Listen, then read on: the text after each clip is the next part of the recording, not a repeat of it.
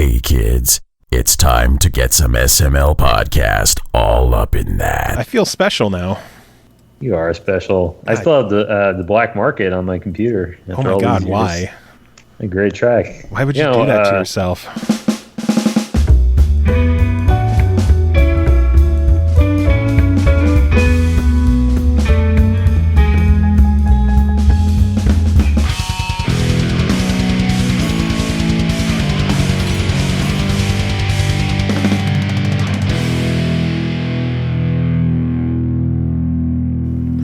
What's up, everyone? This is the SML Podcast. I am your host, Joe. Joining me, as usual, CJ. CJ, how you doing?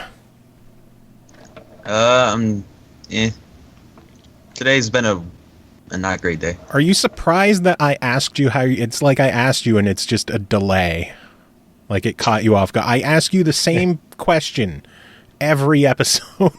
I expected you to interrupt me halfway through that, like you normally do. Makes sense. We got a full cast of characters on the show today. First up, joining as the guest co-host for the episode is Pernell, because he's always here anymore. Pernell, how are you doing today? Summer. I don't like it. Me neither. Heat It burns my skin, but at the same time, I'm not having a bad day. It's pretty nice. And relaxed for the most part. Indeed. I sweat. I'm fat. I sweat. I don't like summer. Yeah, but at the same time, I won't lie.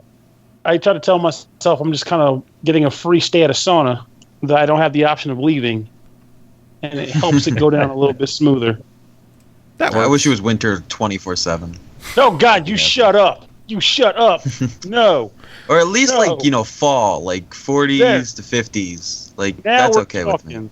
You stay around that, and we'll get along great. But don't start wishing for winter. It's not a lot better. It's better than sweating. I'd rather die of freezing to death than burning to death. I'm a winter fan. You sweat winter too because you got to wear like 5 layers. Nah, you don't. Not if you embrace the cold. They don't embracing the cold, man. We're mammals. No. Anyway, the fourth voice that you may have heard hanging behind the other two, Andrew Aversa, a.k.a. Zircon, the man behind Tangledeep on Steam. Andrew, welcome to the show. How are you tonight? I'm good. It's a very good day. Very, very good. So much enthusiasm behind that voice. Not a lot of sleep in the last 2 days, granted, but Did I crush your soul with whatever tech issue I'm having with Tangledeep? only slightly. It was already kind of crushed. Joe, why would you do that? Hey, it's what I do in life, I guess. That's how it is. So for the people who don't know what Tangledeep is, tell us, what is Tangledeep? Give us the sales pitch. Tangledeep is a dungeon crawler. It's a roguelike, and it's styled after my favorite Super Nintendo RPGs that I'm sure a lot of people share some of the same fond memories, games like Secret of Mana and Chrono Trigger, and it's got that kind of sprite aesthetic to it, that 16-bit goodness. And I'm trying to take all the depth that people love about dungeon crawlers and roguelikes and take that and put it in this beautiful JRPG-looking package. And it's a lot of fun. It's got a job system like Final Fantasy V or Tactics or Bravely Default. And it's got random loot like Diablo or games like that. And it just launched in early access a couple days ago. And I'm going nuts. It's great. What is driving you nuts? I honestly, I was not expecting the response to it. This has been, I started this as a hobby project. I mean, you mentioned, Zircon, right? I mean, I've been a musician for years and years, and this was something I started last year. I was like, hey, maybe I can make a game. I don't know. And it's just been getting such a great response, and there's so many people playing it. Of course, there's like every time somebody shows a stream of it or a YouTube video and I see a bug, I'm like, oh God, I got to fix that. So that's what's running through my head at all times. But that aside, it really is good. It's been good. It's good to hear. This is normally the point where I would give my impressions on the time I've spent with the game so far, but I ran into, I guess, a very unique bug, some kind of camera issue, and I personally haven't had too much time with it. But the time I did have, I've had a lot of fun with it so far. I'm very excited to get back into it once I could figure out what's going on, possibly on my end, because it's been stated many times on this show that my computer is a flaming pile of shit. So, and that's not an exaggeration. It is quite possibly on fire right now. I wouldn't be surprised. And the fact that you got shit to run such quality graphics and actually, I don't know, be a computer, that blows my mind too. But it smells as it runs. Yeah, that's a problem. But hey, it's cheaper than a computer. True. Very true. And it runs Skype, so I guess good enough, huh? But Skype and only Skype. Pernell, you had some time with the game, didn't you? I did a little bit of it, and I hope to get a good chunk more in over the weekend. Once the current Monday through Friday crush down rush is completed. But I honestly like it a little bit more so too, and I think it was interesting that you mentioned the Chrono Trigger because I was trying to place why the sprites for the main character look so familiar, and I think that might be the placement. I feel like that might be where it's coming from. But yeah, that's the inspiration for sure. Like we were looking at what are the best looking, oh, my cat's nuzzling the microphone. I'm sorry. Been there. Like the special guest, the cat. I was just talking to my wife about this, about how, you take a game like Final Fantasy VII or something, and or even like PS2 era stuff, like RPGs and things, and you play them again, and some of the graphics hold up, but a lot of them don't, like the 3D graphics. But I swear, you can play Chrono Trigger, and it looks just as good today, in my opinion, as it did when it first came out. So that was definitely, we were looking at that and saying, what makes that look good? What proportions? What style? Quality sprites just don't lose their visual flair. They really don't, and I agree. I played Final Fantasy VII fairly recently, actually, because I get sick of people still trying to tell me how spectacular this game is, and I try to elaborate. Like, I liked Final Fantasy VII when it came out, and I would still play it today, but I feel like aside from the, obviously what it did for JRPGs coming to the States, aside from that, much of it doesn't hold up so much. Like, it doesn't look good anymore. Not because it didn't look good back then. It was just those were early 3D models, and they just don't hold up. You don't like those block hands? Come on. Yeah, they're freaking like lifting things with squares. Like, how does that even work? Are you going to say you don't enjoy all 12 of the polygons in those characters? Well, I like 5 of them, but they're quality. Those are quality. The others can bite me. They're not doing anything. They're not doing anybody any favors. And the 5 polygons you like are all centered on Tifa's chest. That is true. They're pretty legitimate. I can't deny such things. But like the game is just like I said. Like I feel as though sprite models always uphold. They've always retained their value to me. And I feel like even if you try to present them to people who didn't grow up in that era, so long as you get them off of their 60 frames per second, everything has to look a certain way high horse. They typically agree as well. It's like, wow, this actually looks nice. It's a different style than I'm used to, but I like it, So you definitely made a good call on like probably some of the best sprite work of the 16-bit era as being your inspiration. I liked how I looked when I played the game. Thanks, sir. Thanks to the artists anyway. I didn't do any of the visual art, but they're great. People are doing the sprite work. But even the font, it feels straight out of Chrono Trigger. Actually, the font is from Chrono Trigger. Oh, that'll explain it. Ta-da!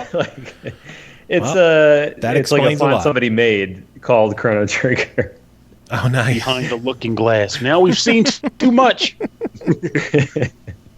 It was between that and there's one that's very, very heavily influenced by Secret of Mana, used a couple times. But people do that. I mean, it's not literally ripped from the game, I guess. It's people see the fonts and they take them, they make them resizable, and they make bold and italic versions. So it's not like literally a rip, but it's pretty much Chrono Trigger. Well, it's a stylistic choice. I mean, the alternative, what you want to use, wingdings or something? I mean, we're fine with it. It works. I mean, Somebody comes along, like, you totally ripped it. Like, no, it's what people do. And again, it's a very good choice that you made, because it immediately calls back feelings of nostalgia, which in turn only can help bolster the already quality game. I like no pulse in chat. Straight out of Chrono Trigger. Is that a new NWA song? Yes. Straight out of Trigger. Crazy motherfucking name Chrono. Oh no. Getting devoured by lava. There, that'll be the next Krakus song to go with the black market. Would that make you happy? I'd be very happy personally. You make the beat. I'll round up the people. So actually, one question I did have about the game, though it might be a little early to ask it, and Joe can kind of vouch for that if he feels as such. As people who are really going to dive into your game more so during the weekend, and one of those people actually me, suffering from a matter of decision paralysis and the variety of skills you can choose, as well as classes at the beginning of the game, do you have any beginners-based suggestions to get the most out of the game coming in initially? I think I've been watching, so I'm not great at it personally. I have not beaten it myself. You made it. So you're the guy who makes the brownies and brings them to work but doesn't eat any of them. Yeah, it's not good. I've been watching people on Twitch play it and kind of observing what they do. There's a class that's it's kind of like Phantasy Star. If you played any of those, the visual is kind of inspired by that. Husyn, it's like Husyn, and that's a class that people seem to really like as a starter one because you get a little pet that follows you around. Pet doesn't do anything by itself, but all of your abilities get kind of enhanced by it. So you can get like something that does damage to everything around you, but it also does damage to everything around the pet, for example. Then you can get an ability that like reflects damage onto it. So people seem to like that as a starter thing. And we have now a lot of people actually on Discord, Discord chat. They're talking about strategies and things. We're still kind of. It's funny that you're saying there's a lot of choice because there are people on Steam that are on there being like, we need way more choices right at the beginning. It's wow. Really? Different people. More choice at the beginning. Like I turned it on and I saw all the characters that you could select from, and I'm just sitting there for 20 minutes, like, oh fuck. What's this one? I'm like reading all their skills. I'm trying to figure out which one I want to be. I restarted like 4 times. A pick for me kind of thing for the job. Just be like, give me something, like give me the beginner thing. Just have a button for that. But there are people, they go all in on the details stuff. And I don't begrudge that at all. But there are people that play, RPGs that are super into. I mean, like Disgaea games being one example, right? I mean, you can get level up to 9,999 in those games. And there's just like all this stuff, all these systems and stats, and some people get really into that. I'm trying not to go too far in that direction, at least not right off the bat. So we might try to make some streamlined things so that if you've never played before, maybe have something like give me a ranged character, give me a spellcaster, and just like start. So that's on the list. Tangledeep for dummies. Works for me. I mean, if anything, if Disgaea has as many systems as Disgaea games tend to involve in each game, ultimately they always tend to devolve into very specific concepts of just get that damage, get that item maxed out to level 255, armor 255, and reclass like 3 times. So yeah, pretty much. You can definitely get a good streamline and using the systems you've already got with no problem. Yeah, and it would save me. Yeah, we want to make accessibility. That's the name of the game. I was commiserating with people in the chat. I was streaming, actually working on the game. I've been doing that a little bit, so that people can get some insight into sort of how the sausage is made. It's very gross, actually. The analogy worked very well because how the sausage is made. A lot of the stuff just does not look good as I'm working on it. But I was saying that actually the hardest part is getting all the different kinds of control to work because I want the game to work on. Well, actually, it already does work on like Windows, Mac, and Linux. And then it's got keyboard, mouse, and controller. And you can just like plug in a controller and it just works in theory, for about 95% of people. Try to get that up to 100%. But I'd love to get on, like, Switch, for example. I think would be awesome. Oh, that would be legit. So in order to do that, everything has to work on like any kind of setup that somebody has. So that's really challenging. With a lot of the classic console games, they knew what hardware you had. They knew what controller you were holding. It makes it a little easier to make something that has the right kind of accessibility, the presentation. Somebody starts up Tangledeep, some people are like, oh, dude, yeah, I use mouse and nothing but mouse. And other people are like, I'm using a unlicensed PS2 controller, like through an adapter or something. It's like, God damn it. It's all kind of work. That's tough, but that's the goal.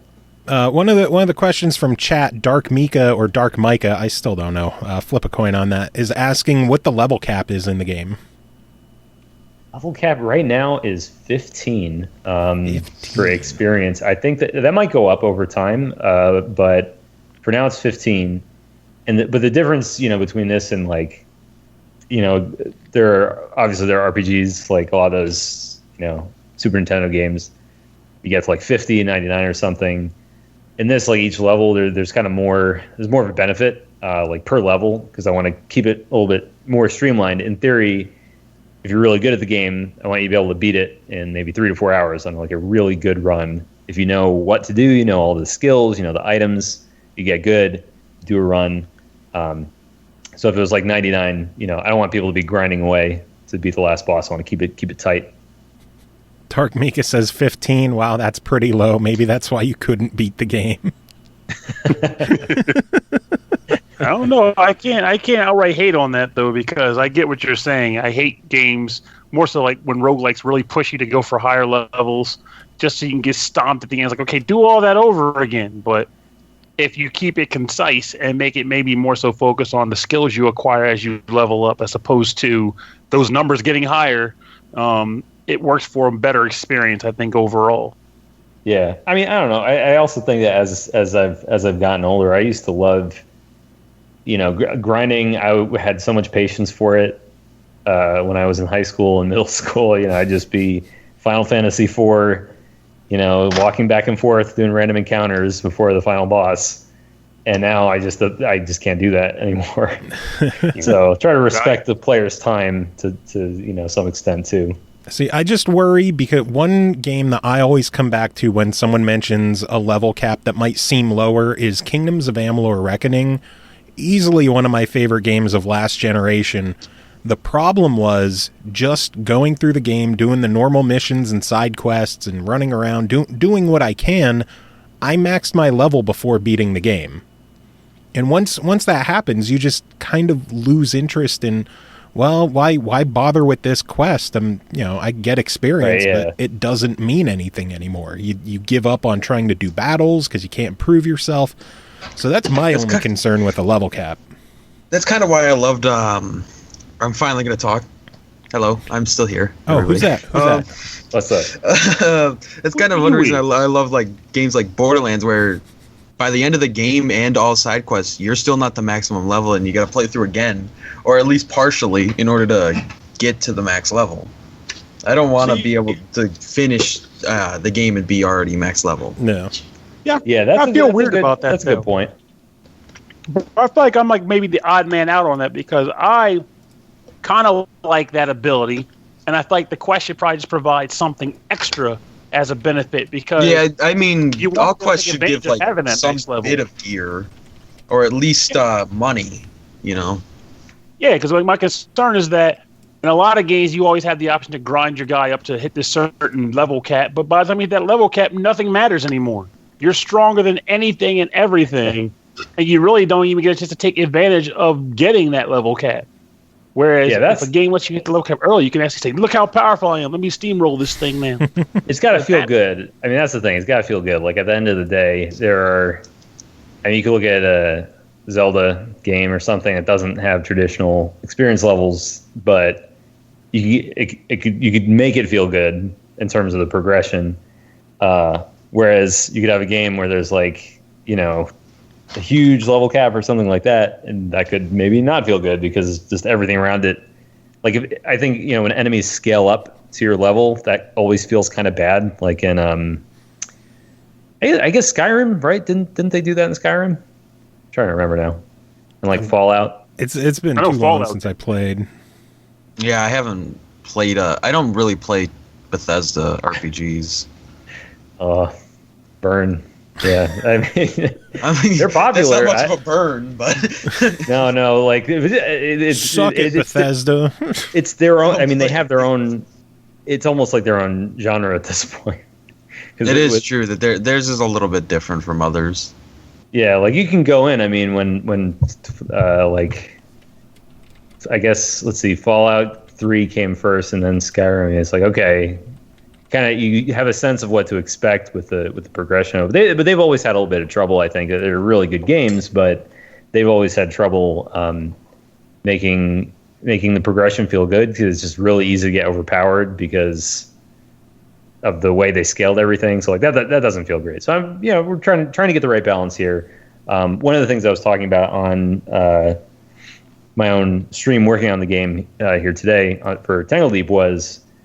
Giving the player to use there's like kind of two systems of progression. There's experience, but there's also job points, which is one of my favorite parts of games like Final Fantasy Tactics or you play Bravely Default or Bravely Second? Oh, of course, man. Of course. Yeah. And that I say I have. Job progression. Yeah. It's like you wish, or at least I wish, that some of the more recent Final Fantasy series entries were more like that and less like what they ended up being, like 13.3 or whatever. I kind of wanted the more old school. I think that was a large part of why Bravely Default was lauded as it was, though. When that game came out, people were like, this is what Final Fantasy used to be and what it should be again. Because I played through Final Fantasy 13, but I wasn't exactly fond of the battle system and all those things and the story or anything. And then Bravely Default comes along. The story's not overly complicated. The characters are likable. The battle system and the job system are exquisite in their own right. I felt addicted and compelled to progress again until Chapter 5. But it was an overall quality game and one that when the sequel got released, I jumped right on it. I was ready for it. Yeah, same here. Yeah, absolutely. I think they nailed it with that. So I want to get that same feeling of kind of the fun of tinkering with the job selection, so that if you want to just play as a single job in Tangledeep, you'll be able to. You can do that now, but I want to add a little bit more progression to that. So get some specialties in a single job, and then you can already switch around and then mix and match the skills. So getting that to feel right, that's a very high priority, because that felt great in Bravely Default. It felt great in Final Fantasy Tactics when you found that awesome combo from like two different jobs you put together and just like blast everything. It's great. Calculators and mimes. That's exactly what I was thinking in my head. Right? Yes. Yeah, Final Fantasy's had some fucked up job classes over the years, haven't they? Yeah, I guess they you think have. about it. Yeah, I feel like to this day they never topped the calculator just by how absurd it was. Like, you just picture a guy with an abacus and a calculator sitting in the middle of the field, minding his own business, like, eureka, this math problem is awesome. And it's like meteors start raining down. Like, it made no sense. And that's why we loved it. Yeah, they're nothing if not creative. Square, that's for sure. Maybe too creative for their own good. Yeah. Now you can drive a car and get gas. I just want my chocobos. Fuck cars. I got the game's in the shrink wrap for me. 15. I gotta check it out. I haven't played it yet. I'm in the same boat. My experience came from friends who had it, and I watched them drive the car and literally put the car on auto drive for 10 minutes and just watch the characters occasionally banter. I don't even know. I just don't. It's a road trip, man. Come on. Yeah, but eventually, even the main characters have nothing to talk about. They're just like rolling around, like, man, same old bush. And that road just keeps on going. Oh, look, an Iron Giant. Are you broing up, bro? My feelings. Is this a road trip or a bro trip? Little column A, a little column B. A little column A, a little column bro. They're going. So go ahead. So I guess back to the topic at hand. What made you get into developing a game? Oh man, I always really wanted to do this. I posted this on my Facebook page the other day. It's just like being able to say, yep, you know, for as long as I can remember, I've wanted to just make a video game. And I have, back when I should have been paying attention in class, growing up, I have all these like sketches and loose leaf paper full of just like bullshit, basically, of just game ideas that I had. And it was all RPG stuff, and you know, because that's the kind of stuff I would play, like you know, action RPGs, regular JRPGs, Western ones, whatever. So I had all these ideas, but my school didn't have anything with computer science. I think also I was born too early. I'm only 30, but just in the sense that today there's the tools that people have to make games, like they exist compared to, there wasn't anything like Game Maker, Unity, or whatever. The closest thing I remember was RPG Maker, which I think a lot of people more powerful now. The OG PlayStation one. Yeah, they had a PlayStation. I think they had an SNES one that I had like an emulated version of. Oh yeah, I think because one of our reviewers, Chris Taylor, is actually reviewing the new 3DS one, and he mentioned that there was a Super Nintendo version, but it was Japan only, I guess. Yeah. There's like the Wild West back then. You try to get a translation patch to see if something would work, but yeah, you know, I played all that stuff. I had all the ideas, and I didn't have any way to put it together.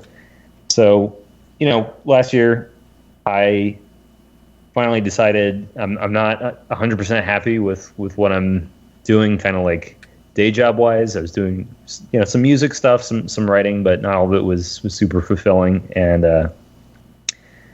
so I decided, hey, maybe I should give this a shot. And I started pretty much from nothing. And then a very good friend of mine, Jim Shepard, who is he formerly worked at like Gearbox and Raven and a whole bunch of other like big outfits. He really helped me get started with the whole game development and programming thing, and then he's been helpful the whole way. But pretty much once I got the basics out of the way, like let me get a sprite on the screen. That's the hardest part, is that early learning of it. But then once you get the kind of the basics, then it really started clicking. I was like, damn, this is fun. I'm just going to do this. And if it's successful, great. If it's not successful, well, at least I had fun doing it. True. So before going into all this, like how much computer programming experience did you really have? I'd say probably about as much as somebody that took like the 101 college course on it. So I wasn't coming from literally nothing. Like I had some idea of, okay, like what a loop is, what a variable is. I could, the very basic stuff I could understand. But when it came to applying that to a game and like, okay, well, how do I move something on the screen? How do I, loop an audio cue with code or whatever? So that stuff I did not know, but the super basics of programming I knew. So one of the first things I did was, it's like went to the library, got a book, like, C# for idiots kind of thing. Pretty much exactly that. That might have even been the title. And I just started reading that and trying to apply it to the thing I wanted to do. And believe me, I think I still have some of the early screenshots, but I didn't have anything even resembling a game for months and months. So it was an arduous process, believe me. But at the same time, that's... Yeah, somehow. That's a large part of why I wanted to ask that question, because it's really awesome to hear you say, I had pretty much the basics of it down, but nothing else. And then now you have a game that's pretty freaking quality, and you did it all by yourself, simply by the desire to want to learn it and do it in a short period of time. Thank you. Yeah, I think it does boil down to like how badly you want to do something, and I really wanted to try picking this up I guess I don't know if you call it like a midlife crisis. That would be pretty bad if that was in the middle of my life. But that kind of thing where just I'd been doing the same kind of thing for years with both writing music and then also I do like music tools for other musicians. And after a certain amount of time doing that, it's like, well, I got to do something else. I got to really apply myself to something else. Anyone can do it. Thank you. In theory. Well, I need to get on that too because, man, I got an RPG idea in mind that I've had for years. It's just been mulling up here, and it needs to happen. Go for it, Pernell. Don't let your dreams be dreams. Just do it. I can do that. That's true. The chat is currently preoccupied with who No Pulse is and whether or not he's CJ. And CJ has to comment that, can't you hear me adding so much to the conversation? Yes, we heard your typing. You forgot the winking emoji. Wink, wink. Who is No Pulse? He's one of our biggest fans. And supporters. He used to be a reviewer. I was going to say he is, but I don't think he's doing reviews anymore. He's taken time. I know he's busy, so... Everyone's busy. Everybody is busy. Yes, they are. How life is at this point. That's the truth, man. CJ's like, I have a part-time job at Panera. I'm the busiest man in the world. Shoot, I'll take that. Shoot, if that's as busy as you got right now, that's all about it. Share that wealth, why don't you? I wish it was only that. The whole sleep when you're dead thing wasn't just made up. People live it. They're absolutely excellent. Good stuff. I'm a fan. Thank you. I take that personally. I'll let my manager know. Very good. Sun-dried tomato pesto. Next time you're in Ohio, CJ will hook you up. Yeah. Swing by his Panera during one of his shifts, possibly. Yeah, I won't recognize you at all, and you'll be like, I'm the one that you talked to on the podcast. I'll be like, which one? Like, doesn't matter. Just give me my free sandwich.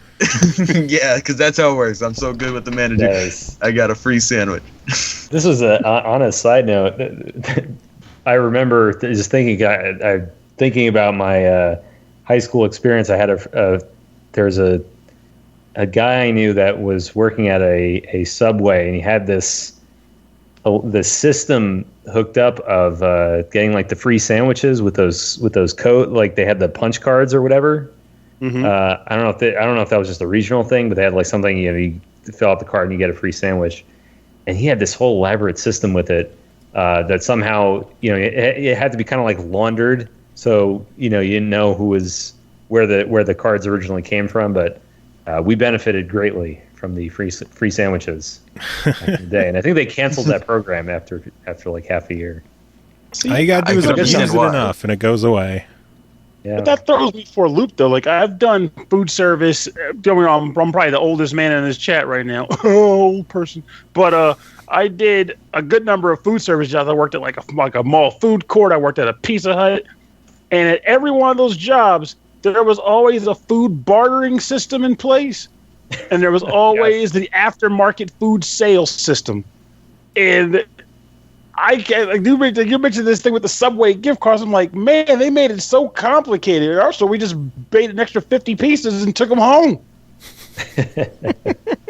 And sold them in the very door. Good. Dude, the equivalent for that is I'm getting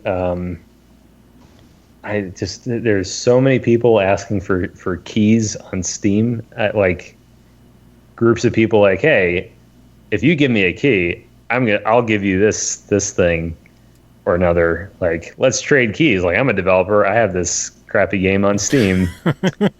I'll take 10 of your keys, and in return, you get my zombie asset flip. Like, it's wonderful. One guy, my favorite email. Let me see if I took a screenshot of it, but it was G2A reached out to me. Oh God. They're like, yeah, let us know if you want to do anything. One guy said, shit, where was it? It was something. Oh, there's a cat. I don't know if you can hear that. He was like, I have a proposal, mutually beneficial. So just if you send me 3 keys, I'll promote your game. Now, he wasn't a YouTuber or a reviewer. He didn't have a Twitch channel. He's just like a guy on Steam. It's a random player. Funny. I look Like a here. I need a random new guy. game to play. I was like, all right, I'll like, what's tell- your... Yep. I'll tell my mom it's fun. Yeah, it was, good day. Here it is. Good day, dear Mom, developer. I played this really cool RPG. I have an extra code if you want to try it too. Hey, dude, He gave me 3. the Russian spam is overwhelming. I got a lot of emails from Russian people. This one was, good day, dear developer, and I want to make you an offer. A few keys for me and other Steam users, or just 1 key for my own collection. I think it's a mutually beneficial offer, and I hope for your positive reply. What was his I love offer? that- What did he offer you in this scenario? That was the entire email. I He just love clearly that he just said, forgot a line. I just like that he said 1 for my collection, almost like it implies that he doesn't even punch the code in. He just writes it on a piece of paper and hangs it on its his wall. This is my priceless collection of unclaimed Steam codes. Anybody could just walk in and rob him without taking it. I have shelves full of like amiibo and statues, and this motherfucker just has like note cards on his wall with Steam Unused codes. Steam codes. Post-its everywhere. This was from the summer of 15. I convinced 74 developers to give me their game. I haven't I played never a catch- single one. I'm above it all, as you know. I am the god of unredeemed Steam keys. I mean, there's shit. also- At least I have you on a show. I at least pretend that I'm doing something here. Oh, I mean, yeah. The difference. I mean, there are people that there's the impersonators. That's another class of people. Where I get these emails from somebody with, they'll say like, "Hey, I'm a YouTuber named PewDiePie. I would like a Steam key so I can review it on my channel, youtube.com/PewDiePie." And their email address is like, I'm totally Some Russian guy's PewDiePie name. at hotmail.com. or that, yeah. It's either just their personal name or it's like a very obvious, like, not the person. But they really do try to pass themselves off. The closest that I came, I still not too close to being fooled, but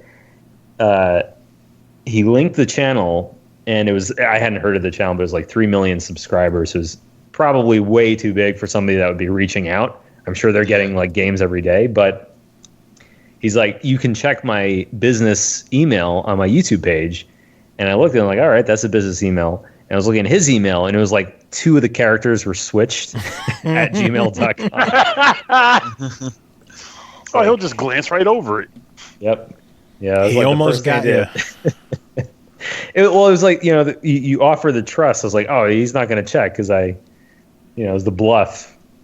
Called his bluff. So He's that happens around. a lot. It's a weird world that I had no preparation for entering.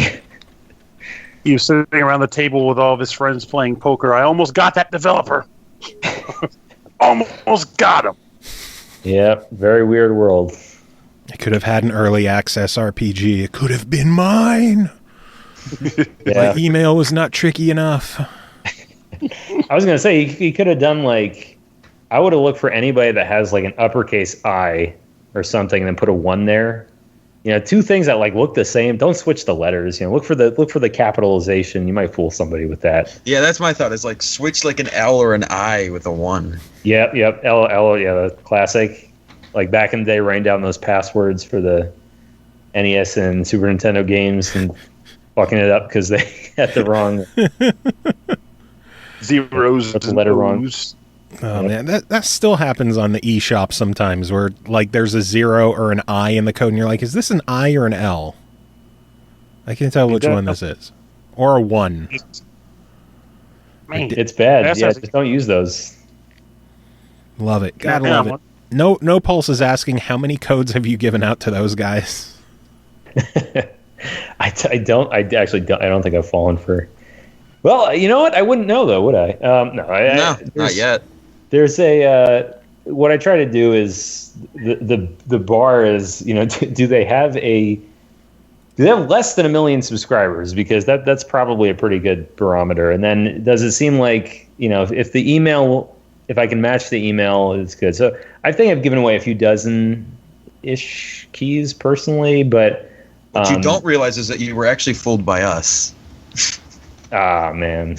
We don't actually have the SML podcast. We're actually the SM1 podcast. I've been doing this show for 4.5 years specifically to trick you into giving us your game. He's actually recording the episode. It's the longest con. Gotcha, motherfucker. This is being recorded straight into the garbage. Yeah. It's actually just a prank video. Bro, you got so pranked, bro. Dark Mika says, I'm a Siberian princess named Princess Ashkikfsifidis, and for your code I can give you glorious reviews from my people. That, you know what? That's not even that far off. That sounds legit, man. That's a solid name. I got one. Quality reviews into the country. My name is blank. I won't say the name. I'm a journalist for a new website located in Republic of Moldova. That's how the email started. Wow. And then, he's trying to smuggle quality reviews into the United States. And then the pitch, boy, I mean, like, it went on. It's just bizarre. He said, we're going to review your game, and then we're going to give it a rating from $0 to $100 based on how much we think it's worth. Okay. I was like, I have to admit, in all my years of reading game reviews, I have never seen that rating scale before. I would pay $100 for that game. Well, how precise do they get? 4770. Let's say 3. No. 2. Would anything go above 60? Like, I don't get it. I would really pay don't. more than MSRP for that game. And then it wrapped up. He or she. I guess Sasha. I don't know, because that name can be either. But they reminded me at the end of the email, we are in the Republic of Moldova. The review will be in Romanian. While our country is small, we have quite an audience. And that line struck me as weird. Like, our country is small. I mean, is it just available like in Moldova? Like, can't anybody go to the website in theory? No, it's locked by IP. So you wouldn't even be able to see the review unless you went there. Yeah, I forgot about that. They'll have to smuggle you into the URL there. So. You try going, it's just like 403 authorization denied. I'll be honest though, I sent those guys a key. I was like, you know what? All right. you really worked for this one, have it? Yeah, like, I mean, and they have a website, and it was like the @website.com. I was like, all right. Now I kind of getting a Romanian whenever their review goes up, let me know so I can find it. Yeah, we'll do. The other thing was we got a review of the game on a Japanese site. Well, I mean, it's like half review and half preview, and that's like one of my favorite things is like Google translated Japanese reviews of things. Let me see. I have this. I'll pull it up. But it was very, very good. That's one of the small pleasures of developing a game is seeing that.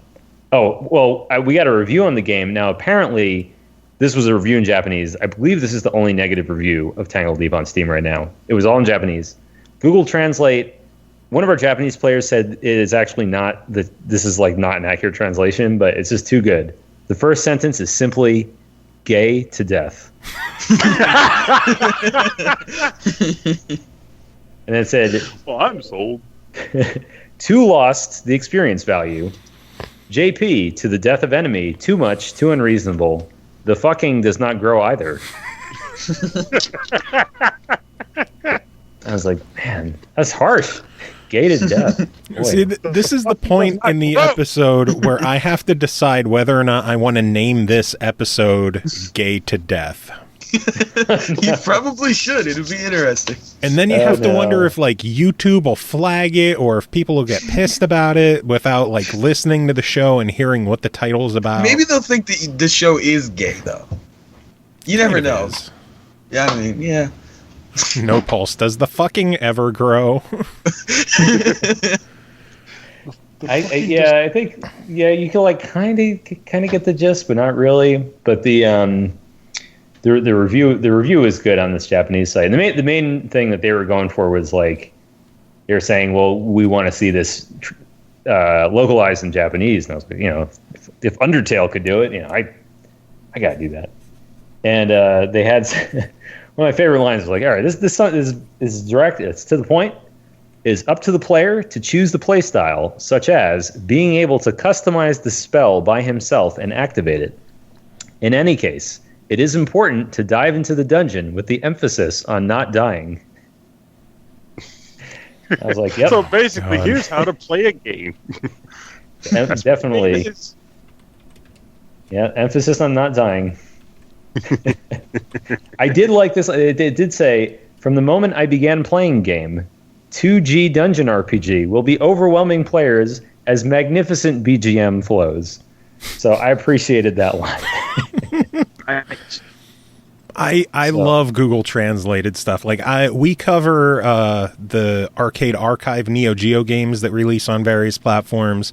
Oh, those are the best. I'll get an email every week from Hamster, and it's always in Japanese, so I have to click the Gmail translate this.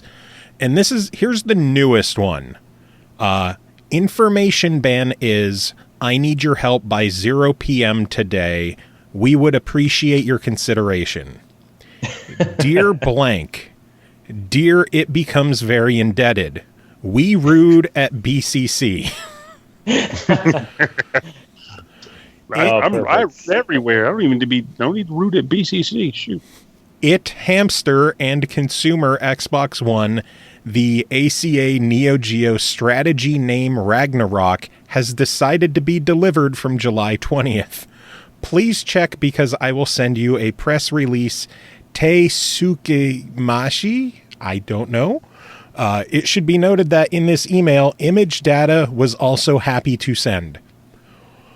I don't see what's wrong with any of that. That's probably what they meant. I love it. They're my favorite emails every week. A great Twitter account that is it's just like A+ every day. VG Advisor. It's sage advice from the world's most trusted source, video games. And some of it is English, but a lot of it is just like these funny, like fighting game victory quotes from these like 90s arcade games. And it's like the whole tweet is just that quote. So it'll just be like a guy standing over somebody that was knocked out. A little water after a hard day's work is always refreshing, isn't it? What is this thing again? Because I think I would actually check that. VG Advisor on Twitter. It's good. They got new stuff. They got old stuff. Oh, my Lord. And it's just like good advice from games. The battle is not always to the strong. Remember when we were young, that's just how games were? Like, that's how all the translations just were. Yep. Much that was the standard. Well, thanks to the ACA archives, we can relive those days again. Love it. Today. So you mentioned those reviews and a possible Romanian one. What has the overall reception been so far? It's been out, a couple of days, a week now, something like that? It's about 2 days on the dot now. 48 hours. Close enough. Yeah. It's been very good.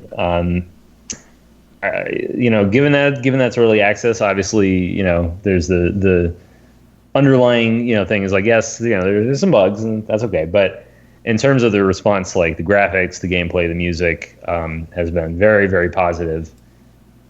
Really, I'm just, it's amazing. Like it's very gratifying to see that, especially the music, obviously, because that's near and dear to me.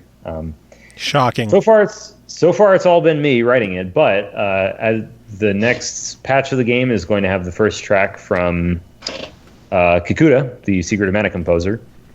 So his thing is going in the 16-bit version first, but then we're going to also have at some point, maybe in a couple of months, the modern version. So we'll have like a toggle. You can go between retro and modern soundtracks because while the graphics, like 16-bit graphics, I feel like always hold up very well. Not everybody likes the 16-bit music, which I don't understand that myself. I love it, but we'll have the modern version for those people. So he sent me the modern version first, and he sent me the MIDI. I never thought I'd be editing MIDI from a composer that I have been listening to for like 25 years, but it's pretty cool. So, are you working on getting other composers involved? Grant Kirkhope is going to be doing some stuff. Nice. I've got him. Actually, there's a casino in the game because every RPG needs to have a hidden casino. Clearly. And so he's working on some stuff for that. And I'd like to get more from Kikuta. Obviously, we did a Kickstarter for this game, and one of the goals was, I want to get some guest composers on board. But another guy is Masaharu Iwata, who worked on Final Fantasy Tactics. He did like half of that game. And that he did some of my favorite tracks off that too. So I mean, the other guy was I can't remember the name. The other guy was really good though as well. And I asked him too, but he's too busy. When is the remix album? Also too busy. Sad day. So when is the remix album coming? That was also funded through the Kickstarter, so that probably when the game comes out, we'll have a remix album just like ready to go. Nice. Right off the bat, I posted a little bit on Facebook, just kind of because I am connected with a lot of remixers and just saying, let me know your interest in advance. Who do you know?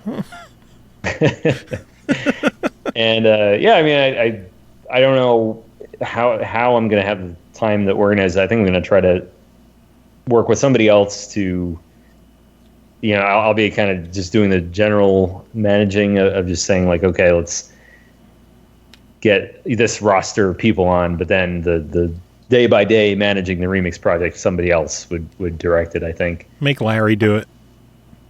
Yeah, sure. With his, he's so busy, dude. He's like beyond busy now. I wish, but yeah, so we'll have that out too. So I guess you'll have 3 versions of the soundtrack when all is said and done. That'll be the retro version, the modern one with live instruments for a bunch of the tracks, and then the remix, which I really liked how Jake Vert did it for Shovel Knight, where he kind of came out with the arranged album at the same time. Yeah. It's pretty sweet. Man, that's such a good soundtrack too. Jake has just nailed it with all he's been doing. It's insane. Yep. Yeah. Asked him to play one of his tracks recently too. It just keeps getting better. Yep.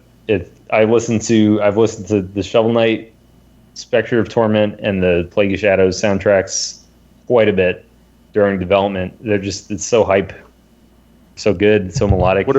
What about Double Dragon Neon? Yeah. Oh, I have. Yeah, that is all the Shantae games, all good. I'm a huge fan of his. Actually, I did reach out to him for this too, but he's like with Mint Potion now. He's super busy. But I basically reached out just to say, if you're up for it, if you ever have time, like I'd love to have you guest compose a track. I feel like all the people I've mentioned here, everybody has that kind of. I think it's still going to be very cohesive, even if there are like 4 or 5 guest composers, because all the people I've just mentioned, they all have that aesthetic. They get it. They get the style that we're going for. It's not the AAA orchestral stuff. No, it's not the EDM stuff. It's not like that.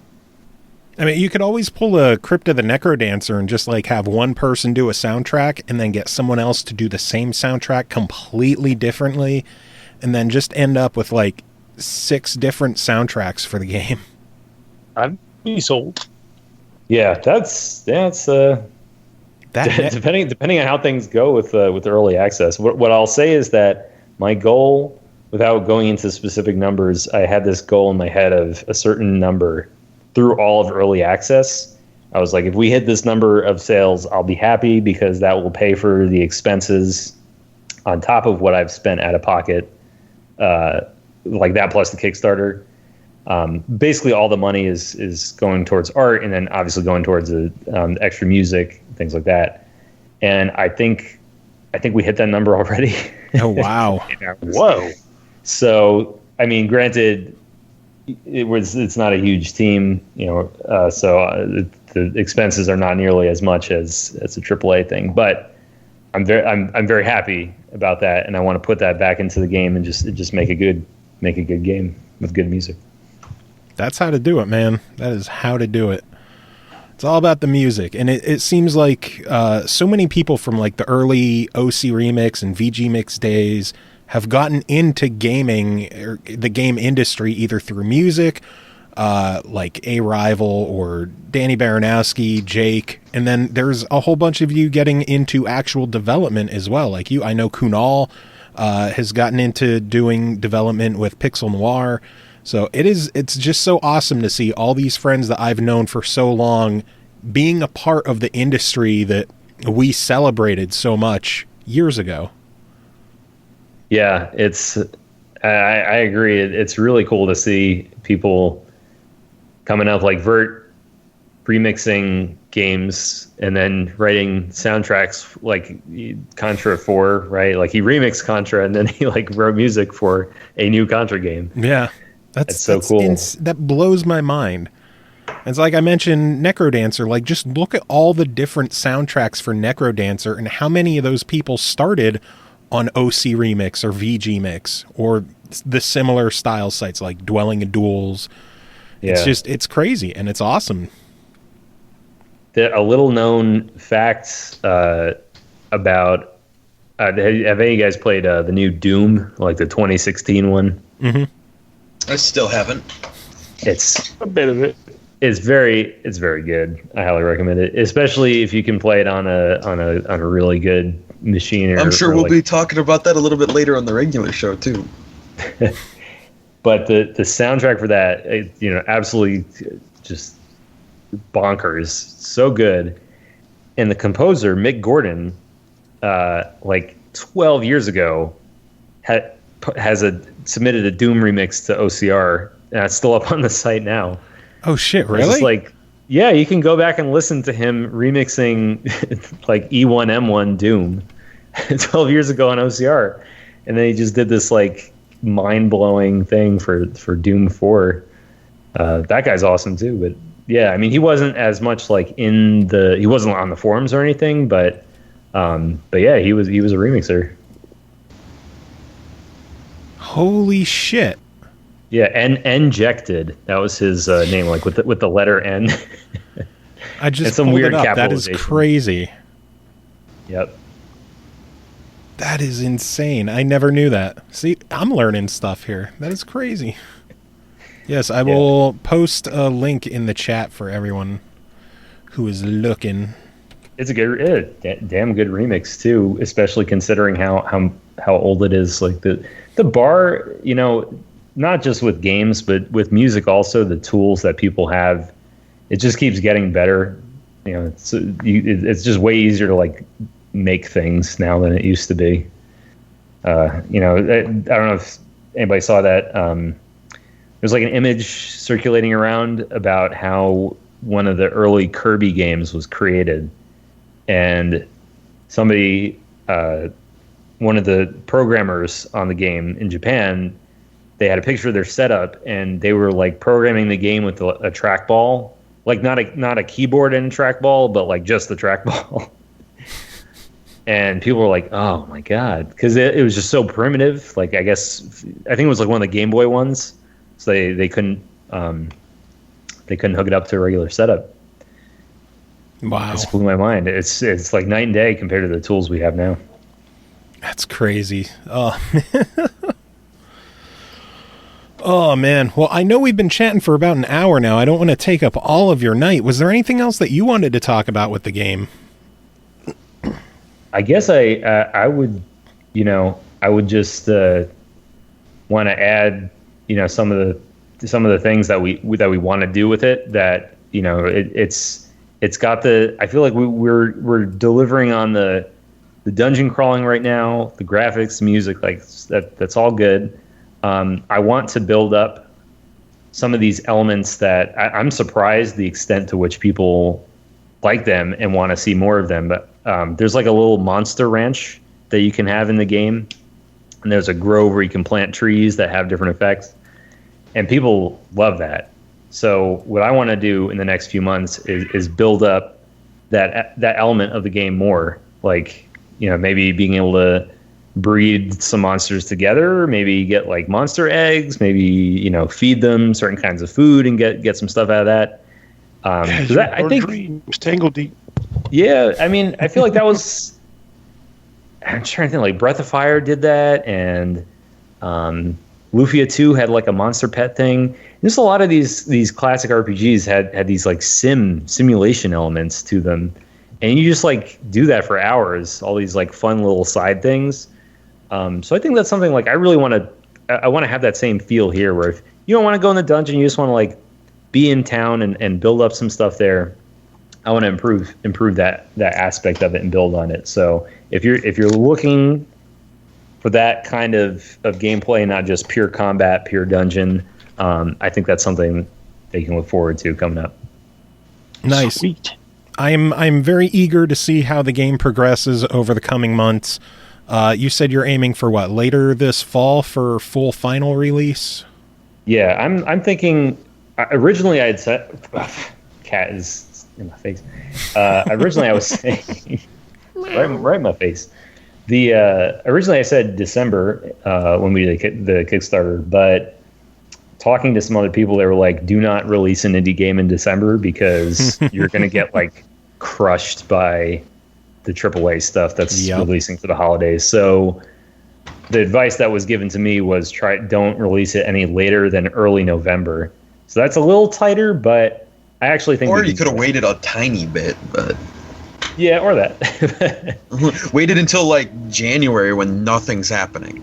That's the other option. I think I would prioritize quality first. So if it's towards the end of October and it's looking like we need the extra time to polish it, I'll, because the game's in early access, I think it'll still be fulfilling the promise of, hey, there's still like an almost complete game in 2017, and you guys can look forward to like early 2018.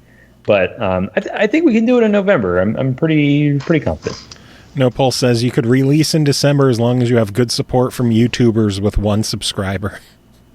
Oh yeah, dude, that's a real. That's your audience. If you get man. 1 million 1 subscriber YouTubes, then 1 million people know about the game. Indeed. That's true. It's 100% true. That just means you have to give 1 million YouTubers your game for free. Yeah, exactly. You'll be rolling in money after that. Yeah, I'll talk to the G2A guy. Be like, all right, I'll sell you 50,000 keys for 2 cents each. G2A guys, that's a little much. They should just send out an email like, well, either you're going to work with us or our pirates are going to steal your game and we're going to sell it anyway. So. Yeah, they. Yep. Actually, me too. I just want to ask a brief question. Actually, is the final thing, and it's sort of related to that.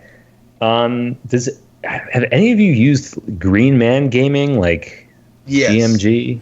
So what's the deal with that? I've never used that because they reached out to me too, and I was like, I don't know who. I mean, they're a pretty good site. They're trustworthy. All their keys work. They don't rip off people. I mean, well, that's better than G2A. I haven't used them, but I know that they're legit. All right. Yeah, Steam lists them as a legitimate G2A. key seller. So I'm not much of a PC gamer due to the previously mentioned fact that my computer is shit. Smells. Well, Oh yeah, and now's the worst time too to try to upgrade because all the cryptocurrency mining stuff, all the video cards cost like twice as much. It's crazy. It is crazy. Just play on console. Just get the Super Nintendo Classic. Oh my god, I can't wait for that fucking thing. Yeah, me too. Oh god, you said Joe off. Damn it. No, I'm not being set off. Actually, you mentioned consoles and sticking to playing on consoles. I know you mentioned that you're hoping to see Tangledeep jump to the Switch sometime. Are you looking at Xbox or PlayStation at all as well? It's funny. The only when people have said, "Are you going to like port it to like some kind of console?" Basically, everybody has been saying Switch. I think because it's portable, and there's not that many good portable games like this in this kind of style. But that being said, I have a PS4, so that would be my next choice. Also, I feel like when I think of RPGs, I think of PS4 and Sony more than Xbox. Bring it to Xbox. We want it. But well, I was gonna say, but seeing the Microsoft stuff at the last E3, I was actually pretty impressed by all the stuff that they were showcasing, and it seemed like they had a really good span of games. Like, I don't know, I hadn't watched any E3 stuff for a few years, but like last time I remember watching Microsoft and Sony and whatever, it seemed like a lot of first-person shooters and stuff. But this year Microsoft had it was really big variety of games, so that was reassuring. Plus, Microsoft did this weird thing that Sony didn't do, where they showed indie games and acknowledged that they existed. So that's always fun to do. Yeah, I'd say the way I'm developing the game, in theory, it should be just as easy to port it. Yeah. Yep. Meow. Midnight snack time. This dumb fat cat gets 4 meals a day. Damn, that's a Nice. fat ass cat. Well, it's I weigh the food because we're trying to get her to lose weight, but just like with humans, the small meals several times a day seems to work better. So, all right. You should send a picture of the cat. She's on the keyboard now. So she's telling me it's time to go. So I guess I should go before she hangs up the call on me. But Sounds good. Well, Andrew, thank you so much for coming onto the show and talking to us about the game. I can't wait to play it more myself. Hopefully you could figure out that log file of mine and figure out what the fuck is wrong with my system. It's acting weird. So will do. Yeah, thank you for having me, guys. Appreciate it. Do you have any final words to end the interview? Nah, I'm good. That was your cue to say gay to death. That too. All right, have a good That one. was awesome. All right, thanks, guys. Later. Peace. Have a good night. Oh, man, good stuff. Yeah, I feel so bad that I haven't been able to put more time into the game. For those who don't know, I apparently ran into this really, really weird bug. He said I'm the only one who has stumbled onto this, but the camera doesn't track the character. So does it just start when you enter the floor and it just stays there? Like I'll start walking around and the camera will just eventually give up and stop moving, and then I'll have to walk off screen, and it doesn't move. I took a video of it and I sent it to him, and he's like, oh, "What? what is this?" So clearly your character's got the moves that the camera can't deal with. It's just too powerful. I tried looking online to see if anyone else had a similar issue, and no one did. So it's clearly very isolated with me. So A Joe exclusive. yeah, You heard it here first, folks. fucking exclusives on this bitch. But yeah, otherwise I'm really enjoying the game. I can't wait to dive into it more, and hopefully whatever issue there is gets squashed. I'm sure it's something on my end, but who knows? Game is looking good though. The most important part is if it is on your end, it's just it gets found to the point where it's like, okay, that's an easy fix. Just toggle this setting. Very true. But anyway, we got a bunch to take care of still this week. We've got an absolutely packed following couple of shows, including tonight. Over the weekend, we're going to have 2 more interviews to come. Next week on the show, we're going to have another huge interview to things are just getting crazy with the show, leading up to episode 300 next week. Can you believe that shit? That's a lot of balloons. 300. I can't believe you had the fortitude to actually stick around for 300. I know. What is wrong with me? You like video games. Very true. But more than anybody else on the planet. Before we dive into the rest of the show, we have some games to give away. Ooh, y'all excited for that? I am, except for the fact that I forgot to email. Dang, coming! I'm angry now. Okay. That's how busy my There week's would be been. I couldn't even favoritism. email someone. You couldn't win because there would be favoritism because you're here anyway. Not true. It would have been an awesome surprise. Pernell, you win! Oh my God!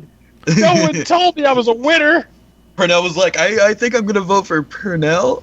I think his email was the best. I'm going to vote for giant, awesome McBlackston 96. That works. But yeah, we have a bunch of copies of the game The 10th Line on the PlayStation 4 to give away, and we have 7 emails to go through. So let's go through these. The first email is from Greg Middleton, one of our reviewers. We're going to be hearing from him later on in the show, who says, "Hello, I should win because you guys are amazing and you have given me a fantastic opportunity to have my voice heard. Thank you, and I look forward to the future." Sounds good. All right. I can appreciate that. That's got some solid quality to it. Next email's from Enrique Herrera, who says, "Would love to win this game because the trailer really has me hooked into the art style and gameplay. Seems very turn-based and strategic. The voice dialogue here and there is a nice touch as well. Overall, looks like a fun RPG-styled title with tons of content." Sounds good. Oh. He seems okay, but I don't know. Next guy. Next email is from Daniel N., who says, "I love these old school RPGs, and these are the ones where you press buttons furiously until your thumbs bleed. Looks like addictive fun." Indeed it does. I'm not sure about the old school part, though. It's got an old school feel to it. Maybe. Anyway, next email is from Rob Hester, who says, "Looks like an interesting indie RPG, and I see it also has a Tetra card game style minigame in it. I spent so much time playing those in Final Fantasy 8 and 9, and would probably do the same in this game." Oh god, he said LOL. I was going to say I like his statement though, until the LOL part, but I like he has good taste in minigame quality. So true. Next email. Don't jump on the bandwagon for now. Don't hate on it just because Joe does. He doesn't run your damn life. I do. I run this bitch. Next email is from Oroto Tomato, who says, "Long time no see, you fuckers. I am back again after a few weeks in prison for a crime I said I didn't commit. And now while I look for revenge from this world, I stop by to send another email straight from the Batcave. RPG with cards," all caps. "I know of RPGs and I know about cards. I played Yu-Gi-Oh! For a while, but I never heard of such things coexisting, and I know I probably butchered that word. Look, my phone is slow as fuck and I'm in the bathroom. I can't search how to probably say coexisting. Leave me alone. Anyhow, mix this up with the fact that the game is very anime in presentation and you've got my attention. Speaking of which, back to all caps, have you guys watched One Punch Man? It's so freaking good." No. When I was a teenager, I was into those ecchi mangas. I don't know if it's ecchi or ecchi, one of those. I think it's ecchi. This guy is all over the freaking place. He's one punching, he's one tugging, he's doing all kinds of stuff. I don't know what to make of it. Anyway, and let me tell you, it screwed my mind, so I don't recommend it. There was one in particular called I Love Junkies. It was about this dumbass who cheated on his girlfriend, and she forgave him because ecchi doesn't make fucking sense. Anyway, keep up the good work and all that, and host man, you need to invite me over to your house one day so I could check out the thousands of limited collector's editions you have. Speaking of which, are you planning on buying that $600 Lady Maria statue from Bloodborne? That thing is sick. No. I'm not spending that much on a statue. I might. I'm curious now. The hell is that? I wouldn't spend $600 on anything, except maybe a car. I'd spend it on a console if it was good. Oh, you know what? That's right. If the Xbox One was 600, which it's not, if it was, I would have spent that much. Yeah, you're right. I forgot about that. Next email's from Leon Claymore, who says, this game was on my radar, but I only have enough money for it in my Steam wallet, and my notebook is not powerful enough. The irony is not lost on me, so my only hope is to get it for the PS4. Thank you for the shot. And our final email is from some guy named Pernell Vaughan. Really? Who the heck is that guy? Who says, You really submitted one last minute? no, I actually went back to his. He sent it 2 days ago. I just figured it'd be good to save his for last. He says, I like the look of the game and the fact that it seems to be a hybrid card-based inline tactical RPG battle system. Also, I can yell out my moves like in Card Battle Anime Show. So we have 7 entries, and I don't really like everybody is getting How a about you code. shut up, CJ? Actually, I think How'd you we only have shut 6 up? codes. Everybody. Pernell's entry. I think we only got 6 still codes. dig it. Even with the knowing I'm getting one, I still have to stand up for that Pernell guy because he's a legitimate shit. And he brings total quality to this email submission process. He deserves it. I gotta All say, wrote was anime loser next to your name. Yeah, you. Flaming card shot, whatever. It works. Point is quality. I gotta say, I think the best email of the week once again goes to Oroto. Yeah. That was If we just only had one code, he would have fucking won it. insane. But thankfully the dev was amazing to us and hooked us up with codes for everybody. So all 7 people who emailed us, you're getting the fucking game. So congrats to Leon, to Oroto, to Pernell, to Rob, to Daniel, Enrique, and Greg. All y'all bitches are getting the 10th line. So congrats. All right, I can't wait to get to the 11th. Pernell, you bitch, you're getting the game. No Pulse, Yeah. no, the game is not on Vita, sadly. But if you have a PS4, you still have time to email us, because I still have more codes. That's You should right. wait until after the show. So I do have to support the fellow Vita man. Indeed, I I love wish- my Vita. I I concur. really do. As much as I hate the PlayStation 4, and Pernell knows, like, he and I got into it earlier about how fucking pissed I'm getting with PlayStation and Sony. I still love my Vita. It is such a great system. You love your Vita more Well, than you gotta PlayStation admit- loves the Vita. Well, you got to admit, though, based on your argument, you should love the Vita because it gets just as ignored by Sony as pretty much anybody else is getting abused by them. So Yeah. hey, they abused their own child, so clearly Very it true. deserves. But anyway, let us move on to the actual news of the week. Not too much that I have written down because it has been a crazy, crazy week for me. So I'll just go through the tiny bit of stuff I do have. First up, we got 4 new Xbox backward compatible editions this week. On Tuesday, we got Costume Quest 2, Virtua Fighter 2, Quantum Conundrum, and Frontlines Fuel of War. Yay! Costume Quest 2. But in exchange, we lost one quality backwards compatible game. Which and I'm one? sad for it. Poker Smash. Oh, that was gone a while ago. Yeah. Well, I just got the email. Well, maybe the message was in my box. And I didn't notice it, but I got the message today. I was like, "You can't play it on anymore." But hey, here's a free code for Hexa. How do they Poker How did they Smash take it out of the backwards compatible thing? I software? At that point, it's too late. Just leave it. Well, I don't know. Music license. It was music licensing. Was it? Yeah, but I mean, it was already put there. Like, just take it off the marketplace. Nobody can buy it anymore then, and it still works. Trust don't me, I'm as confused as you, but all I Because know I mean, is like, there's plenty of other games that aren't like Forza Horizon. You can't buy that anymore because of digitally because of music licensing, but you can. Yes, like it was. It's still backwards compatible. It was probably just like some kind of like a dispute they also had too in regards to maybe it was a little bit more complicated than just the music. Probably. Yeah, If they're gonna do it that has to much. be something more than just licensing because we already had like the Mickey game Castle of Illusion that got delisted already, but that's still backward compatible.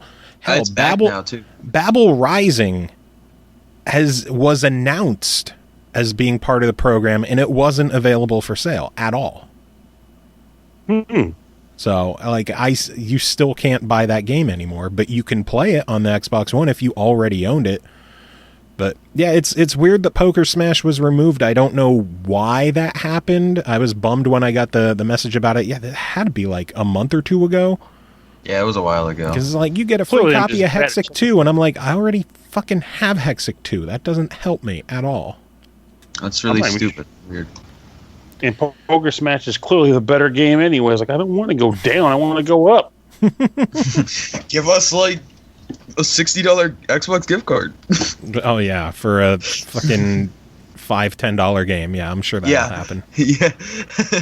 Well, we're talking about emotional damages, Joe. You can't put a price on it. Yeah, exactly. It's like when you get you sue somebody for emotional damages? Yeah, I was trying. I thought there's another word for it, but I'm trying to. Oh, and as expected, Frontlines did go up in price at GameStop from $5 to $10. Although, funny enough, when I was there on Tuesday when it was announced, my store had it mispriced at $2.99, so I got it even cheaper. Dude, why is it? Nobody's gonna buy the game anyway. The online has already been shut down. Yeah. Like. It's cool that it's added to the backwards compatibility, but there's no point in upping the price because nobody wants it anymore. Well, it's GameStop. Them that. That's just what they do. It's in the game. Wait, no. That's wrong company. This is the same company that took a $25 game used and upped it to $35 because it's backward compatible. It's what game was that? F1 2014. Oh, Jesus Christ. Yes, a 3-4-year-old racing game is $35 used at GameStop. They just want to shake you down. Make you feel like a big man. Hell, 15's probably cheaper than 14 now. Yeah, but 15 is still easier to buy. I think 14 was a very limited run. So, anyway, other news I have this week is that it was announced EA is shutting down the servers for FIFA 14 October 18th. That includes all the online services like FIFA Ultimate Team. The reason we're talking about that is because it's being removed from EA Access on the same day. Really? Yeah. Kind of step I it didn't up. see the time. I never saw the possibility of a game being removed from that. Yeah.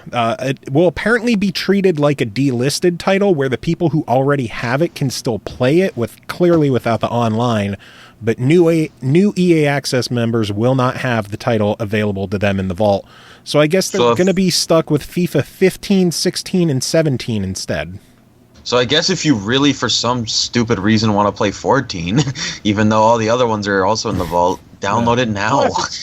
Classic stats. But yeah, that's officially the first game that will be removed from the vault, which, honestly, I don't mind. It's a 4-year-old soccer title. Yeah, I'm sure it's going to happen with all the sports games it's going to happen with, but whatever. The new ones are there anyway. Weird, may as well. Yeah. Word came out that Nintendo, their whole online app for chatting with people have had access with the Splatoon 2 has its own dedicated app, which is going to be using like all the voice chat and everything is handled on the phone, and it's apparently flaming hot garbage. Not surprising. Are you really surprised though? Yeah, like it's not even the fact that you have to do all voice chat on your phone, but it's like fucked up stuff. Like the app must be open, so if you get a message or a call and it closes the app, bye voice chat. Also, it kicks everyone out. The phone needs to be unlocked with the screen on. Wait, what? Yes. So you had to fucking go into your settings and turn off the screen auto shut off? Yes. Because if the screen turns off, conversation go bye-bye.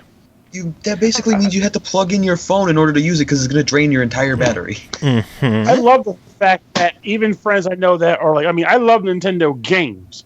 I've always smacked down their online system because it's just, they've never been good at it. But even diehard Nintendo friends of mine are like, how in the hell they screw this up.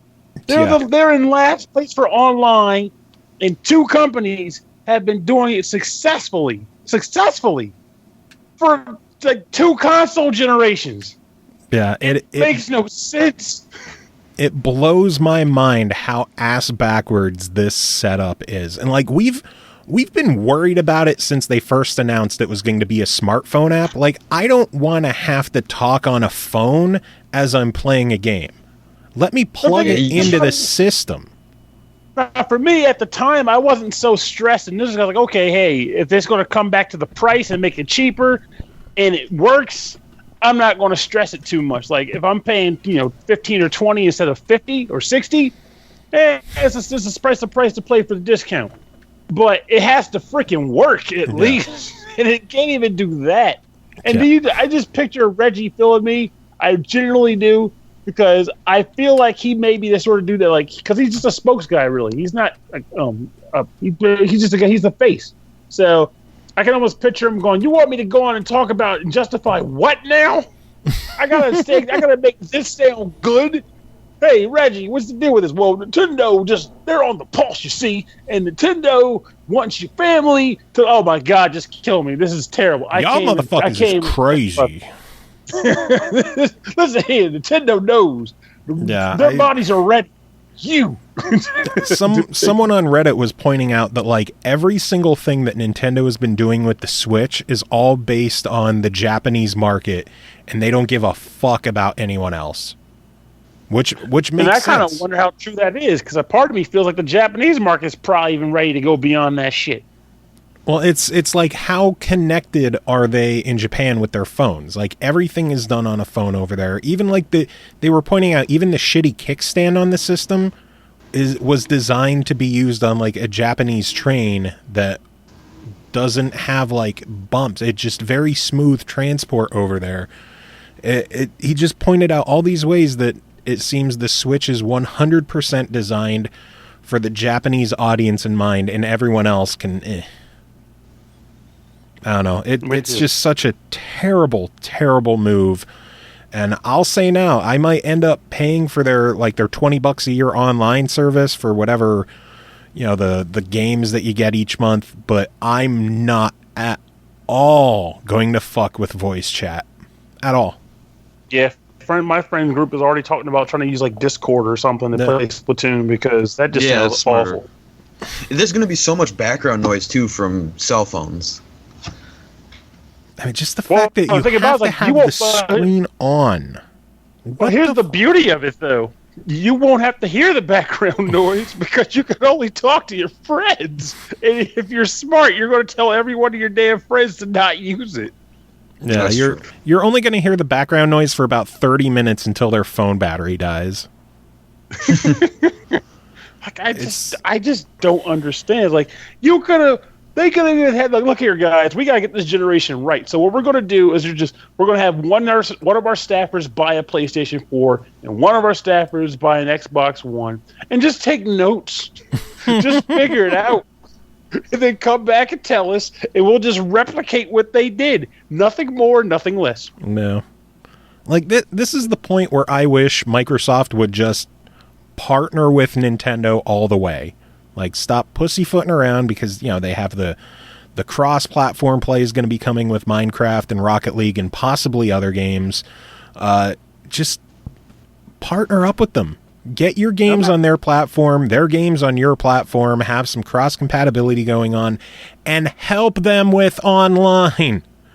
I'm not going to lie. I never wanted to see Nintendo get bought out, but I would definitely be happy to see some sort of partnership to help them get their shit together.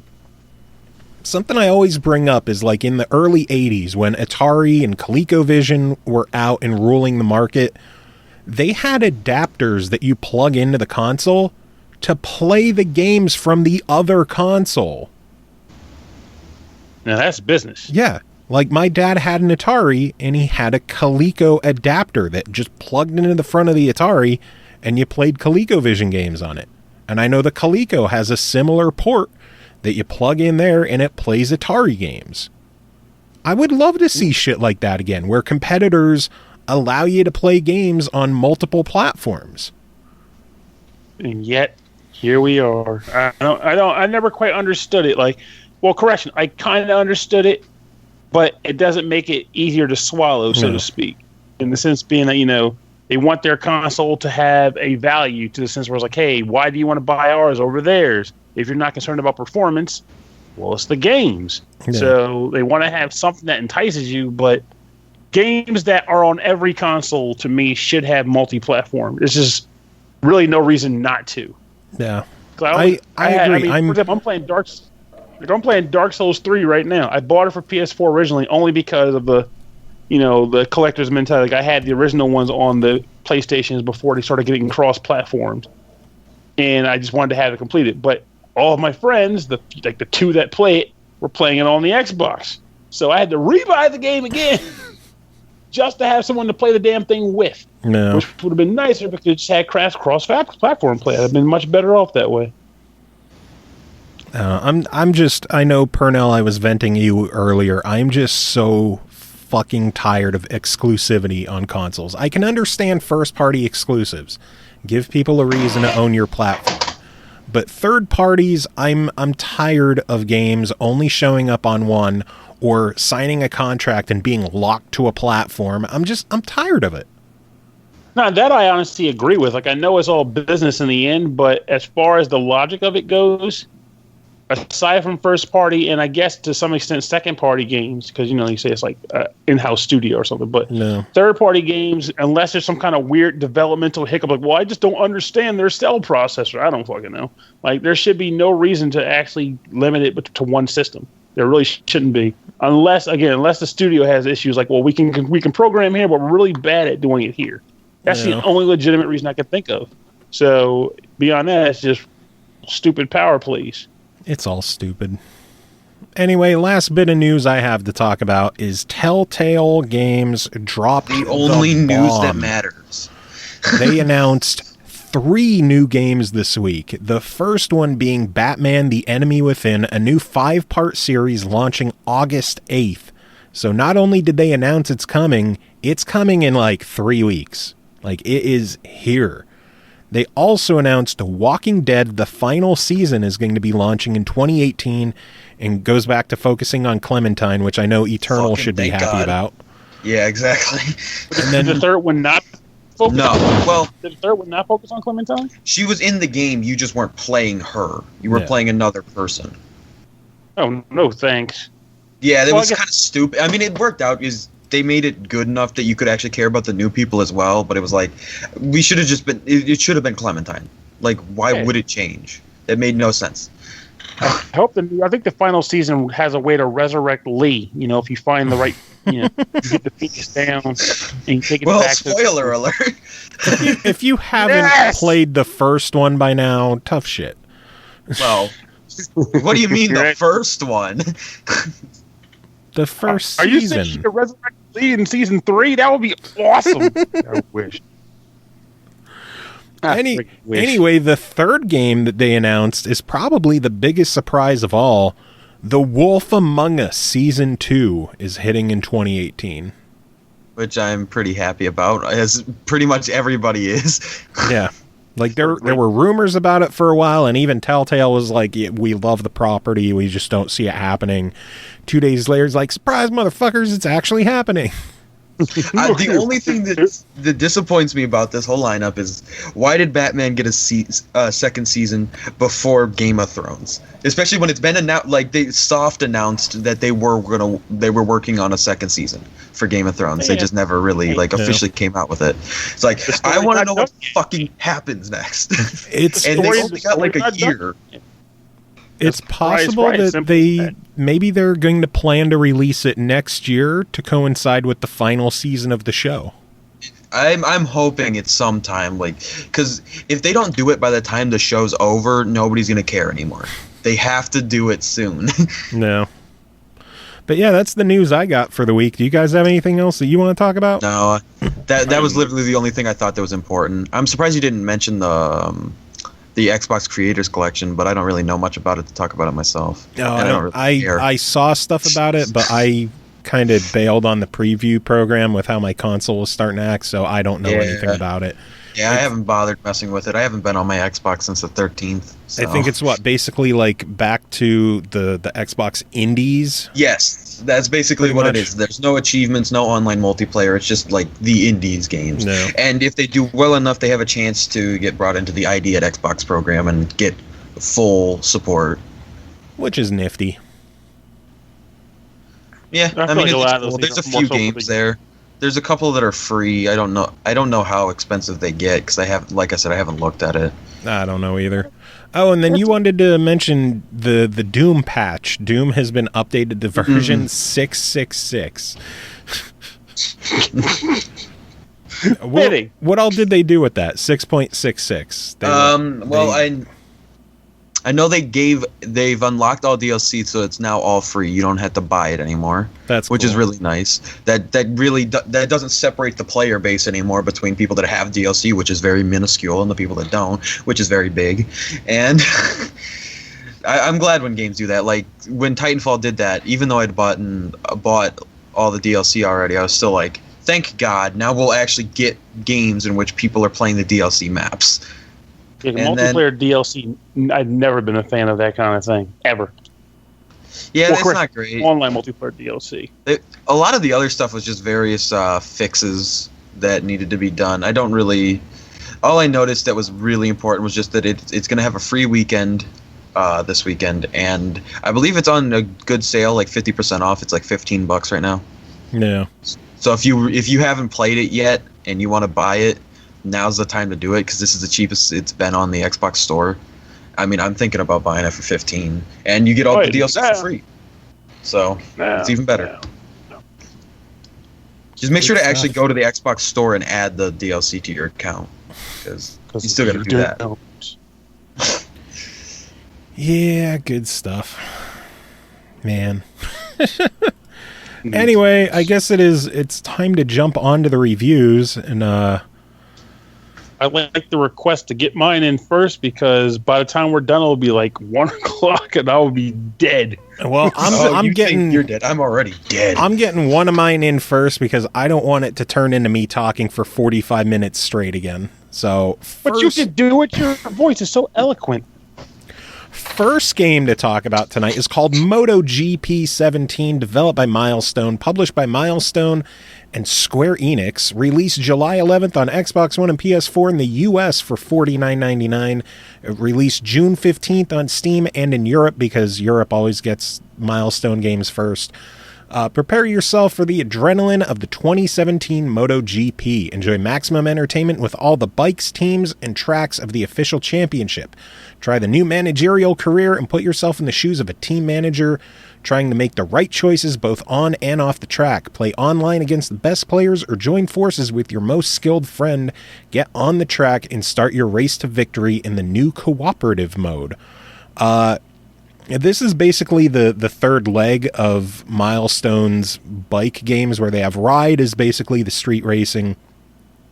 Not Moto GP. Fuck, what is it? MXGP is the motocross game with all dirt tracks, and Moto GP is basically it's track racing. So kind of like the Forza to the other games, pseudo Forza Horizon. There are a ton of different tracks in the games. They have campaign in both just standard racing campaign and then the managerial campaign, which I thought was an awesome addition to the series, which I'll get to later. The standard campaign, you basically just, you start your career in the Rookie Cup, and then after you complete it, you can choose to either replay the Rookie Cup or you can move on to Moto 3 and then Moto 2 and then to just straight up Moto GP. Or is it 2 then 3? Whatever. Bikes. Needless to say, there's tons of shit to do in the game. Something I enjoyed was every time you start a new event, it shows you the country that you're going to, whether it's like Brazil or the United States, Netherlands. They show it on the map, and then they'll zoom into like an FMV clip of areas around the track that you're going to, like city flyovers or, areas of like the town or the nearby mountains or fields. It's just a really, really cool addition that normally it doesn't feel necessary, but it just, I don't know, it's a cool extra that they threw in there. It's the little things. One of the other little things that I enjoy, just the finer touches, is, you know, in racing games you could hit a button to like look behind you, basically. Yeah, like the rear view mirror. Yeah. In this one, because you're on a bike, you don't really have mirrors, so the guy racing, he'll just like lift his arm and peek behind him, which I thought it's a cool touch. They didn't have to animate that. They could have just switched the camera and you're still driving. The fact that they threw in just that tiny little touch of he's peeking behind him, I thought was cool. I like the little things in life. The little touches, they make it feel more human, I guess. The game has significantly more assists than in some of the other games, so it is a lot more casual friendly. So if you have a hard time playing these games without steering assists or braking assists, those are there.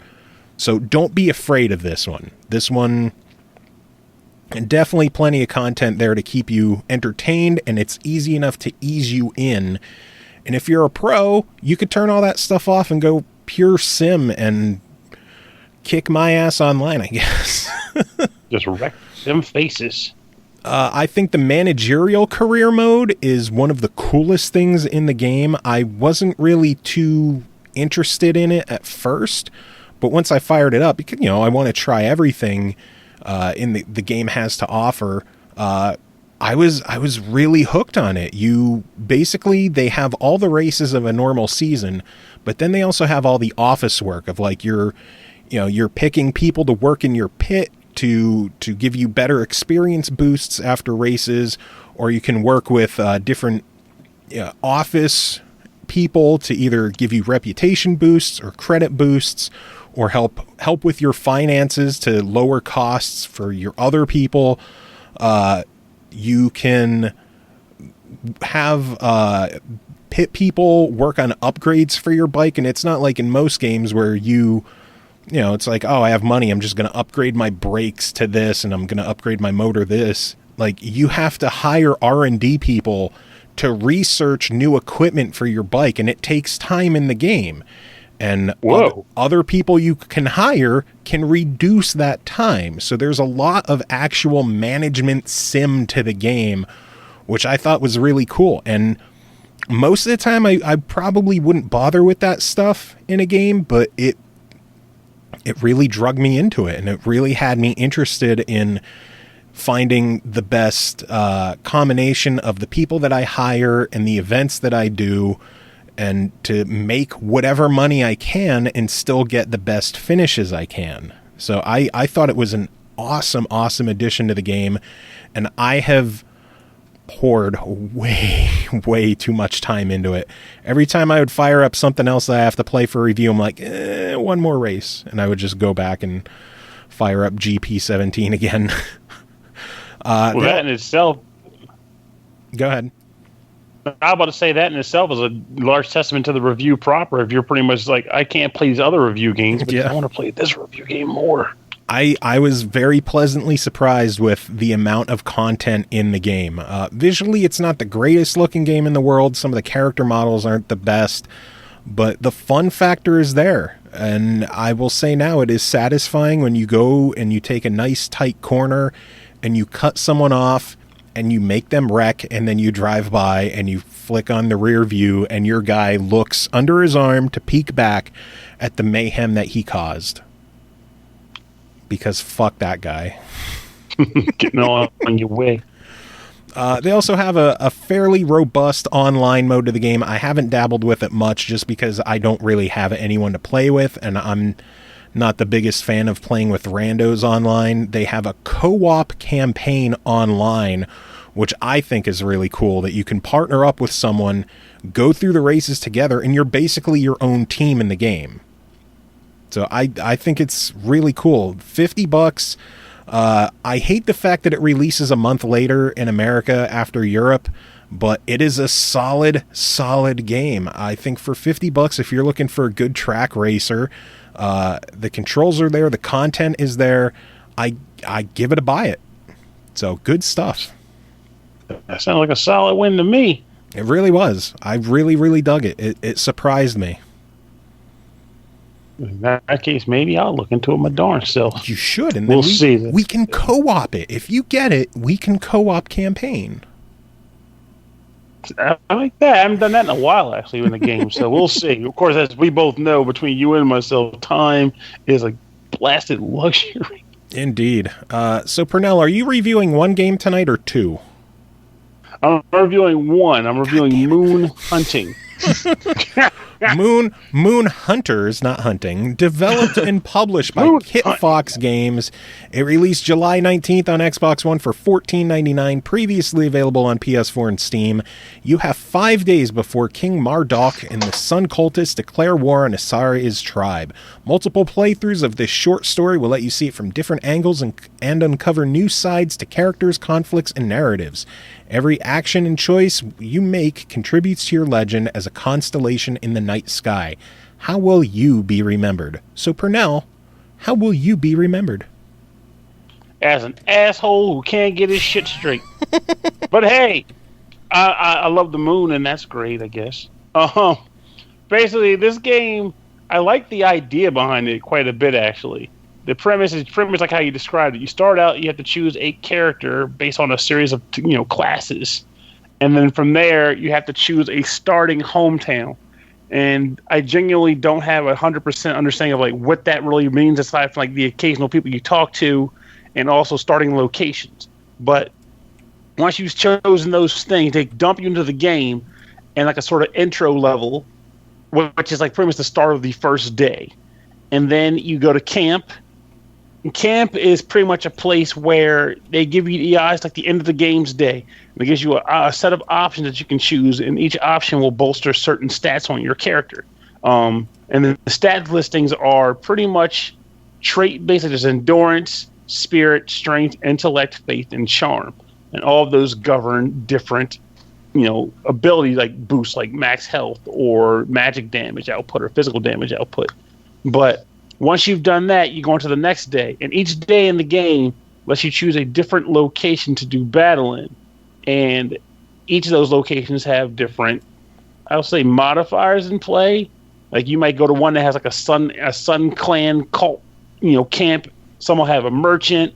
Some will have like wild beast, I guess a high wild beast population. And then just different modifiers that make each area a little different from the other, and they're all pretty much randomized as far as like what they'll have.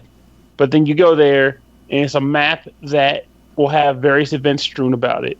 And I'm not sure if I like this component or dislike it. I guess it just kind of, we'll just see. But while you go to each of these maps, you'll every once in a while come across a random event. You might see a person standing near a pond, and when you walk up to the person, they'll ask you a series of, they'll say like, "Hey, I'm really thirsty, and this pond water tastes like dog food." And then you get the option to say, give them your water, or say, "Fuck you, buddy, I like water." Hey, buddy, go fuck yourself. Pretty much. And depending on what you choose on these option trees, you'll get like another stat bump, which relates to your personality, or basically the kind of person you are. And you develop a character reputation of sorts. So as you play through the game, you are not only boosting your basic stats, but also your reputation stats. And that may well affect other things in the game, like constellations that you unlock, which I'll get to in a minute. But for the most part, it just seemed kind of, I don't know, like cosmetic to me. I came across maybe one or two people where it was like, you could dance with her, but your charm is too low. Or you could talk to him, but your faith is too low to love God. Or something like that. And hey, CJ, are you here? Yeah. Okay, you keep Pernell company. I need a drink. I'll be back. keep talking. Hey, buddy, how you doing? I don't know. I'm hunting moons. What are you doing? I'm sitting here, being hungry. Oh, you can get. But hey, let's continue with that review, dude. Works for me, home skillet. So basically, what ends up happening is you're supposed to play for these 5 days. And also, one other thing I want to mention that the combat system in this game, when you enter an environment, is based around combinations of button presses or just button presses in general related to the X, Y, and B buttons. Interesting.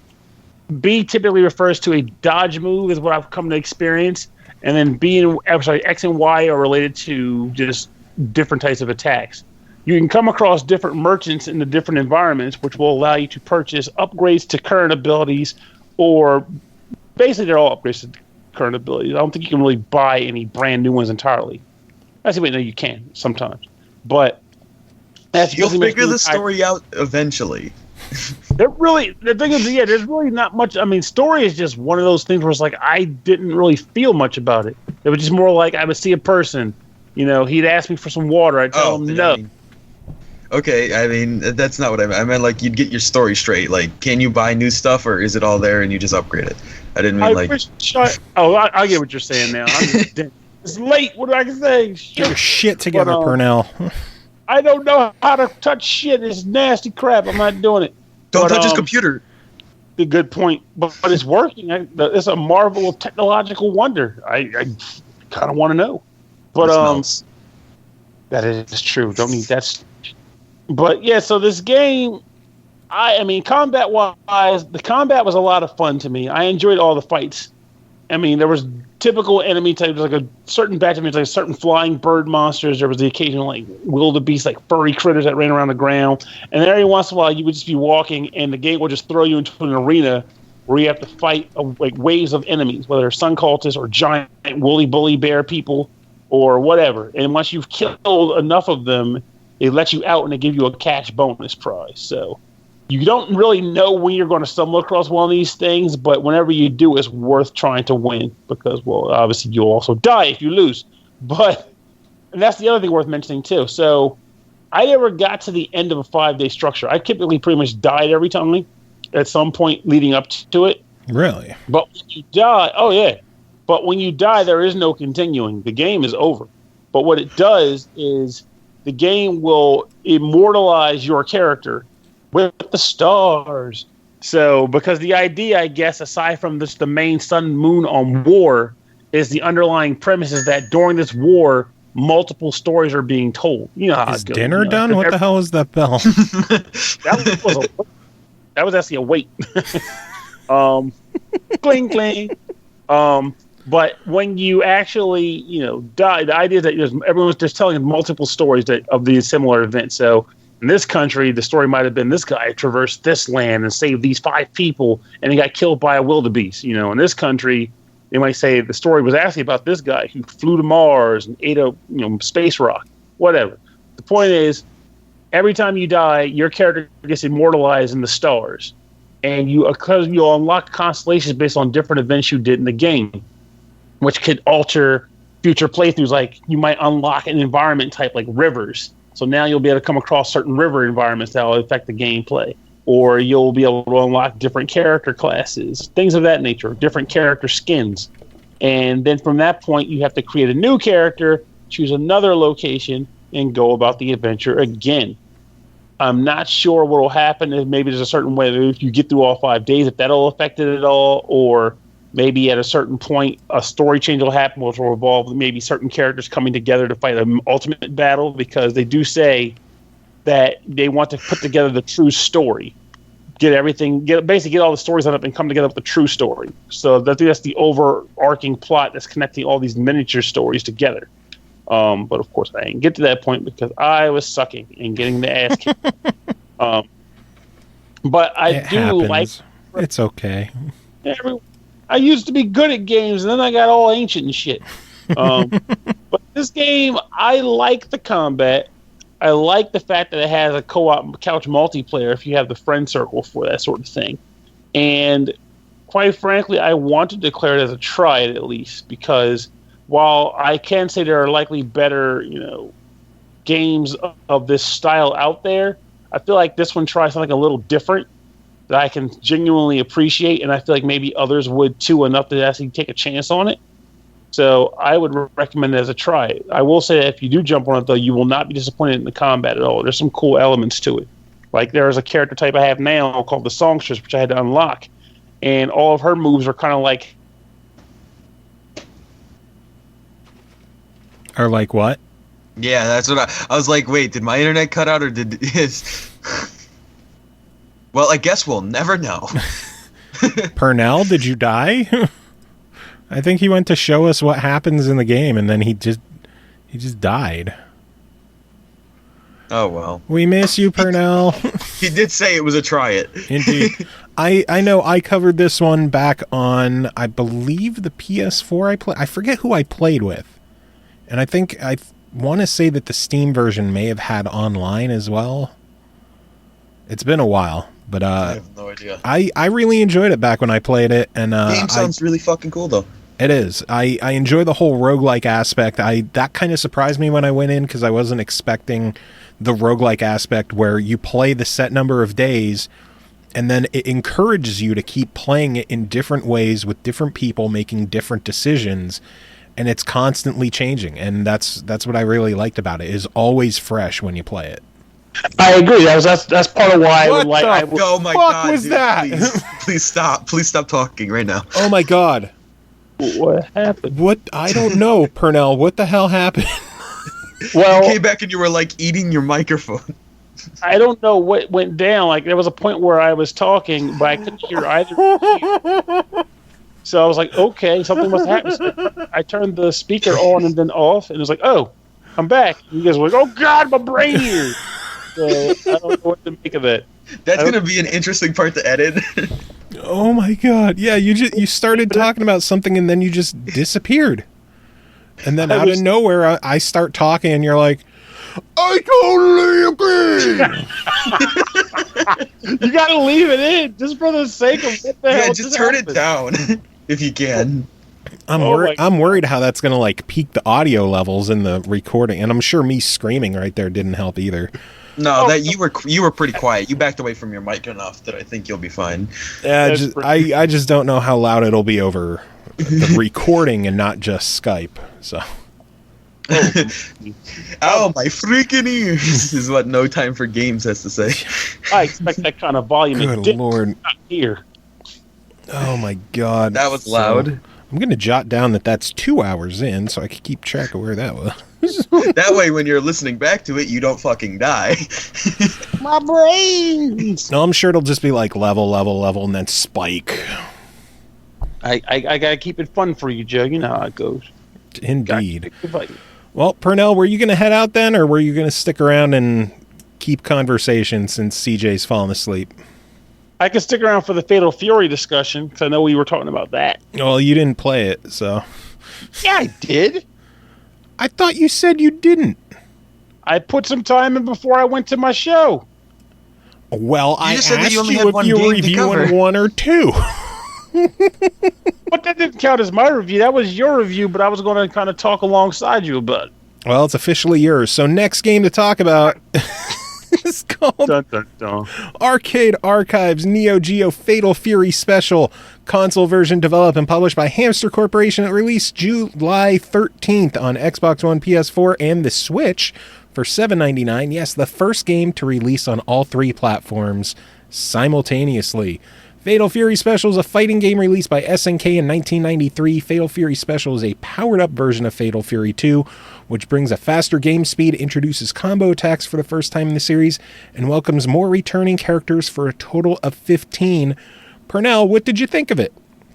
I felt that you should buy one of the later Fatal Fury games, because why the heck scale back to this? Though there was one unique component to this Fatal Fury that I don't recall seeing in other Fatal Fury games, and that's that it has a line combat system to it, which I thought was pretty cool. So if you've played a game like, say, like Guardian Heroes on the Saturn back in the day, it has that style of gameplay where there's like a foreground and there's a background, and you can do combat on either one. So it gives you a nice, method to dodge projectile attacks if you're getting spammed by those. And it also allows you to kind of go between the two and like kind of drop attacks on the guys. If they're like, basically, you don't have to just jump into an attack. You can actually like roll over to the foreground or the background mid attack, so you can kind of come in swinging, which a lot of games that have that feature don't allow you to do. But aside from that, it's pretty much trademark Fatal Fury. It doesn't have tag teams or anything like that. You choose one character, and you just go through this typical series of combat options, of combat wins before you get to the boss, which is most likely Geese Howard. I wouldn't know because I suck so bad at this game that I didn't get past like the second friggin' match. Yeah, that's been one of my gripes with the old school NEOGEO fighting games is the AI is always just brutally difficult. They're like, we didn't want to scale it back from the computer. I mean, I'm guessing maybe in the options you can probably drop it down like difficulty 1 and hope for the best. But I mean, I've done that in some of the previous fighting games, and I think even the original Fatal Fury is on the lowest difficulty. I made it 2 geese, but I couldn't beat them. So it's like these are old arcade games. They're designed to eat your money. Yeah, and they don't want to change that for nothing. So prepare to suffer, folks, unless you come in with the skills of the 90s. Again, the point of these games is to be authentic 90s and possibly late 80s arcade experiences, which I think they are. And I would say that holds true for this game, too. It definitely is pretty darn authentic to the arcade experience. But then the question becomes, like with all these other fighting games, what is it to you, the player? Because there are multiple Fatal Fury games released in this arcade archive system, some of which are far more feature-prone and character-prone.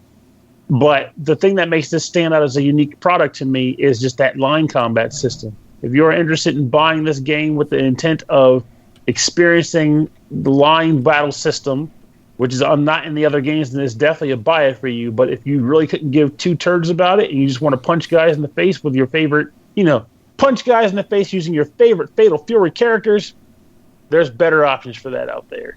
And you're better off just saving your money for those. And that's pretty much my take. So I guess it counts more as a try in regards to that. Yeah. But, but what would you think? What was your take? I think you said you had a chance to maybe dabble in it. I dabbled in it a bit. I do think that compared to the later entries in the series that have been on other platforms over the years, it's clearly lacking because it's a game from 1993, and oh my god, this game is older than CJ. I kind of love when that happens. How's it feel to know we're reviewing a game older than you? I don't really care. He doesn't want everybody to know. It makes me want to crawl into a hole and die. Nah, we're the veterans. We're just game veterans. I already want to do that. It definitely is a step up over the original Fatal Fury and Fatal Fury 2, because that's kind of the goal of it, is to be the third in the line. So if you're only getting one of the old school Fatal Fury games, this is clearly the one to go for. But if you're a NEOGEO diehard, you've probably been buying all of these as they release anyway, so you might as well just grab it. That is true. So, and that actually does pose the question, because this is one thing I didn't acknowledge earlier. So I know that there are better Fatal Fury games on the NEOGEO, mind you. But have any of the better NEOGEO Fatal Fury games been released on the Hamster ACA collections? Not yet. I believe they've been basically going in order. Fatal Fury was the first one, then Fatal Fury 2, and now we've got Fatal Fury Special. So okay. I'm sure as the program goes along, we'll see more of the Fatal Fury games come out. So if you're still not sold on the very early Fatal Fury games, wait it out for one of the newer ones, which I'm sure we'll see down the line. I love the fact that Hamster is still doing these weekly, and they've put out some good shit lately. Between Magical Drop 2, King of the Monsters, I know Zed Blade, another 2D side-scrolling shmup, just came out this week. So I'm excited to see what comes out every week. It really is one of the highlights of my week to see what new NEOGEO games coming out. And just to prove my point that I'm not being a hypocrite, I love the Magical Drop games and was excited as the dickens to see Magical Drop 2 show up. But then I also said, I know there's a better one out there, and I'm waiting for it. Because once that one comes out, Magical Drop 2 will be immediately obsolete, because 3 is the jam. And everyone and their mom should get it when it comes out. All of them. Especially their moms. Indeed. But yes. If you are listening to this episode, you're going, holy crap, they've been releasing Fatal Fury games, which clearly you should know by now because we've reviewed other Fatal Fury games on the show. What if it's their first time watching? Well, guess what? Then you have a lot to catch up on. No, you don't. 290 plus episodes. Why would you go back and watch old episodes? 298 episodes, and a dozen of them are good. But like, yeah, if this is your first time hearing about it, What the guess fuck what? was that laugh? Shirani. But get on that Fatal Fury tip, or wait for another one to come out that's better. But if you're new to the game, grab this one. Otherwise, back it up. Yeah. Get them all. I still think the Samurai Showdown ones are the best ones to show up on the ACA series. Yeah, I kind of agree with that. Their character types and I guess move styles are fairly unique compared to Fatal Furies, which, you know, I feel like that style of combat exists across multiple fighting games, as long as you're not obsessed with the characters themselves. Indeed. Well, Pernell, we'll let you get going. We still have a handful of games to cover, and thanks for dropping by, as always. Thanks for having me. It's always a fun time. I'm sure we'll hear from you a bit on the weekend. Yes, you will. Talk about how much of a young buck CJ is. All the more reason why you shouldn't be the one trying to fall asleep, young man. Wake up and do your thing. Punk bitch, respect your elders. That's right. Fucking hit you with my walker. Now, if you guys don't mind, my Metamucil's kicking in. I'm really strong. Stop. You guys have a good night. Oh, take it easy. Peace.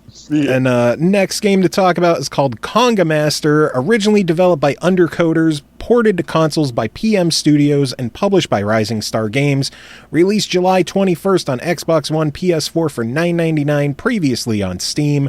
The dance floor fills, the line gets longer. Come on down, it's time to conga. Shake your virtual hips to the arcade action of Conga Master. Fight to make the longest conga line possible and become the king of the club. No rhythm required. Anyone can conga. This is... I have a hard time describing what this game is. Basically, you... All right. I got this. What? I've never played the game. I've never seen any footage. All I can imagine is this game is like Snake, where you go in circles and you pick up people, and then it makes the line longer, and you got to keep doing that. That's a really good description, actually. You basically start off in a nightclub just by yourself, and you have a gauge at the bottom that decreases as time expires, and your goal is to walk around the club dancing near people to get them interested in joining your conga line. Clearly, the longer that you spend in levels, the faster the gauge will start going down. Every time you get someone new to join the conga line, it jumps back up a little bit. There's pickups in the levels that could either increase the radius that people will be attracted to you, or how quickly they're attracted to you, or it'll just fill up your gauge a little bit to give you more time.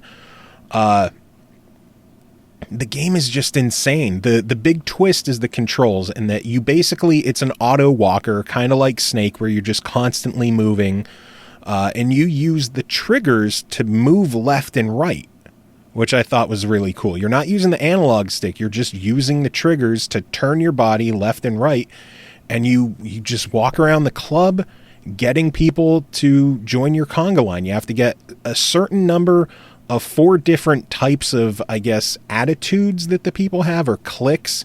Like the rock stars might be one, or like the nerdy people could be another. And when you meet that requirement, the door opens and you move on to the next level. Or you could keep dancing and get your conga line to be as big as possible.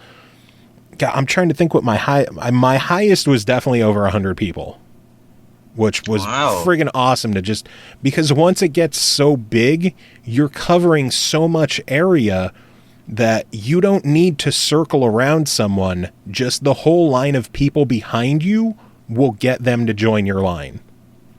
That's pretty cool. It is. The game, I wasn't sure what to expect going in, but it is incredibly addictive. The campaign has a whole bunch of different levels that you go through, from the nightclub. They have like a bowling alley that you can go to, all the way up to getting abducted by aliens and trying to dance on their fucking UFO, which is trying to dance around aliens and getting them to join you. There are a ridiculous number of characters to unlock. After every stage, your conga line runs through the street and a UFO starts abducting people that are in your conga line. Usually it's going to abduct everybody but like 5 to 7 people left that you'll bring to the next stage, depending on how well you complete the little in-between minigame. and you'll earn tickets that you can use on a little roulette wheel in between stages.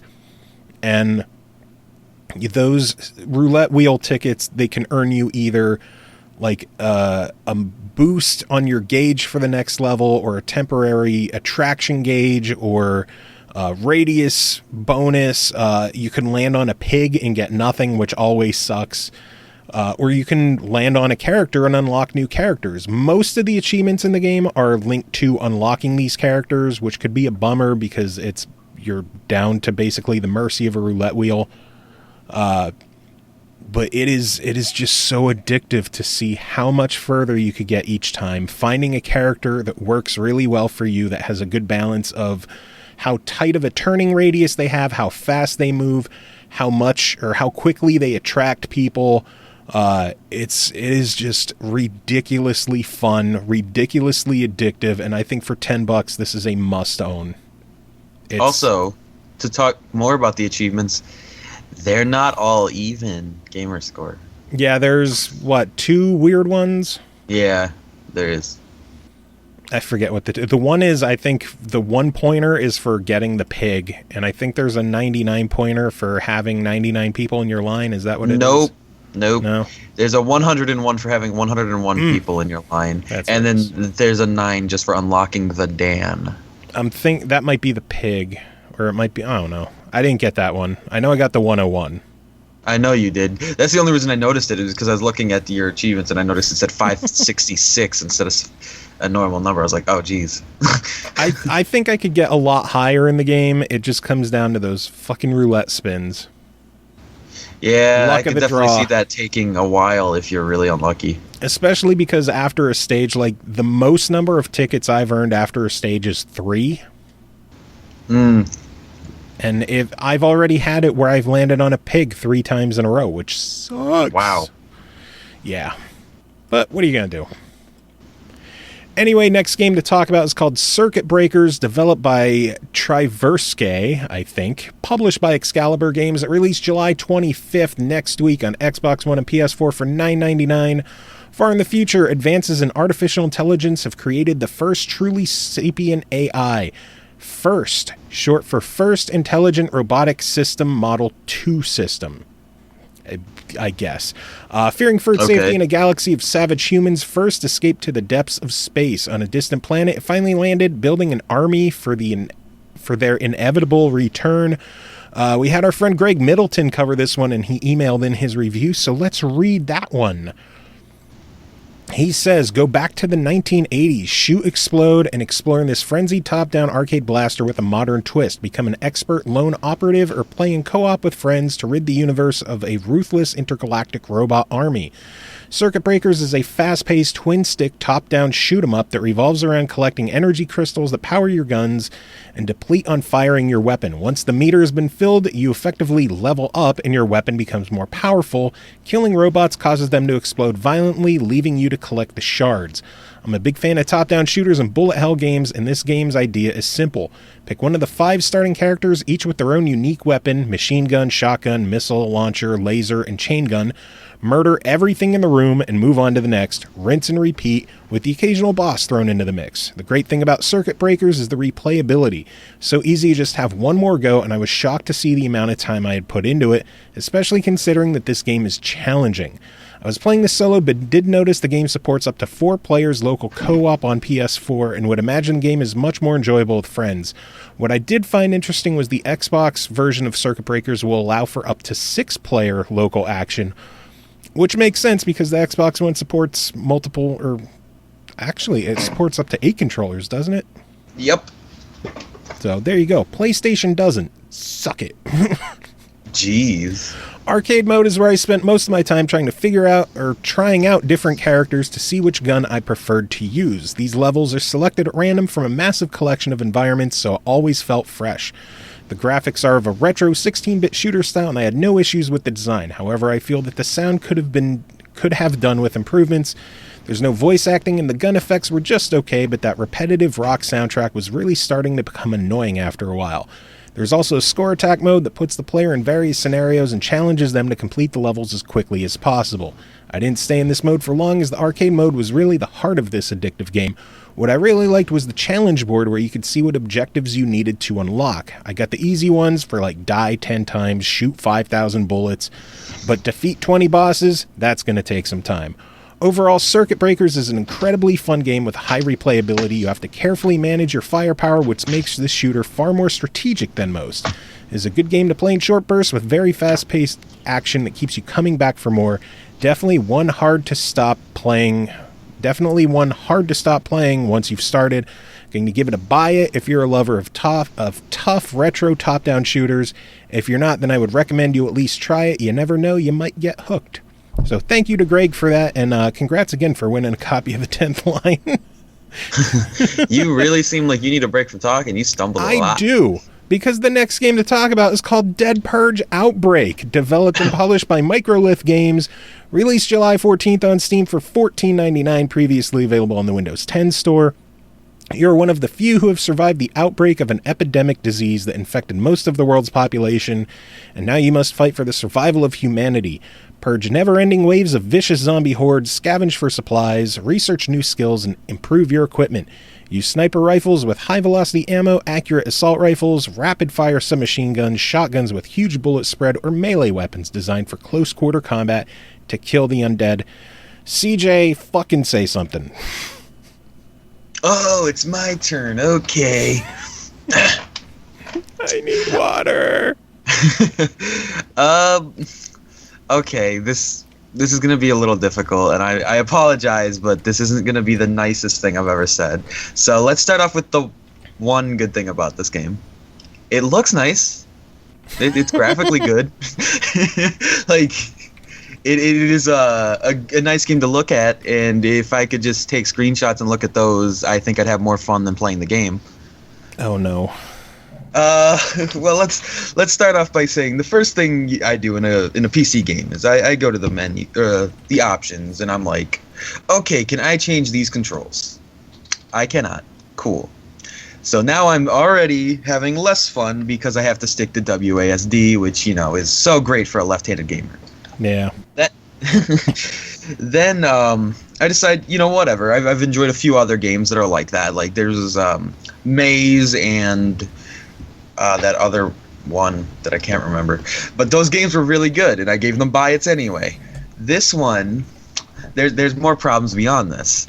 There are only 2 game modes, which are almost the same. There are 3 maps, and one map that I played is literally a street, and there's only going back and forth. It's about... It's like playing in a small rectangle.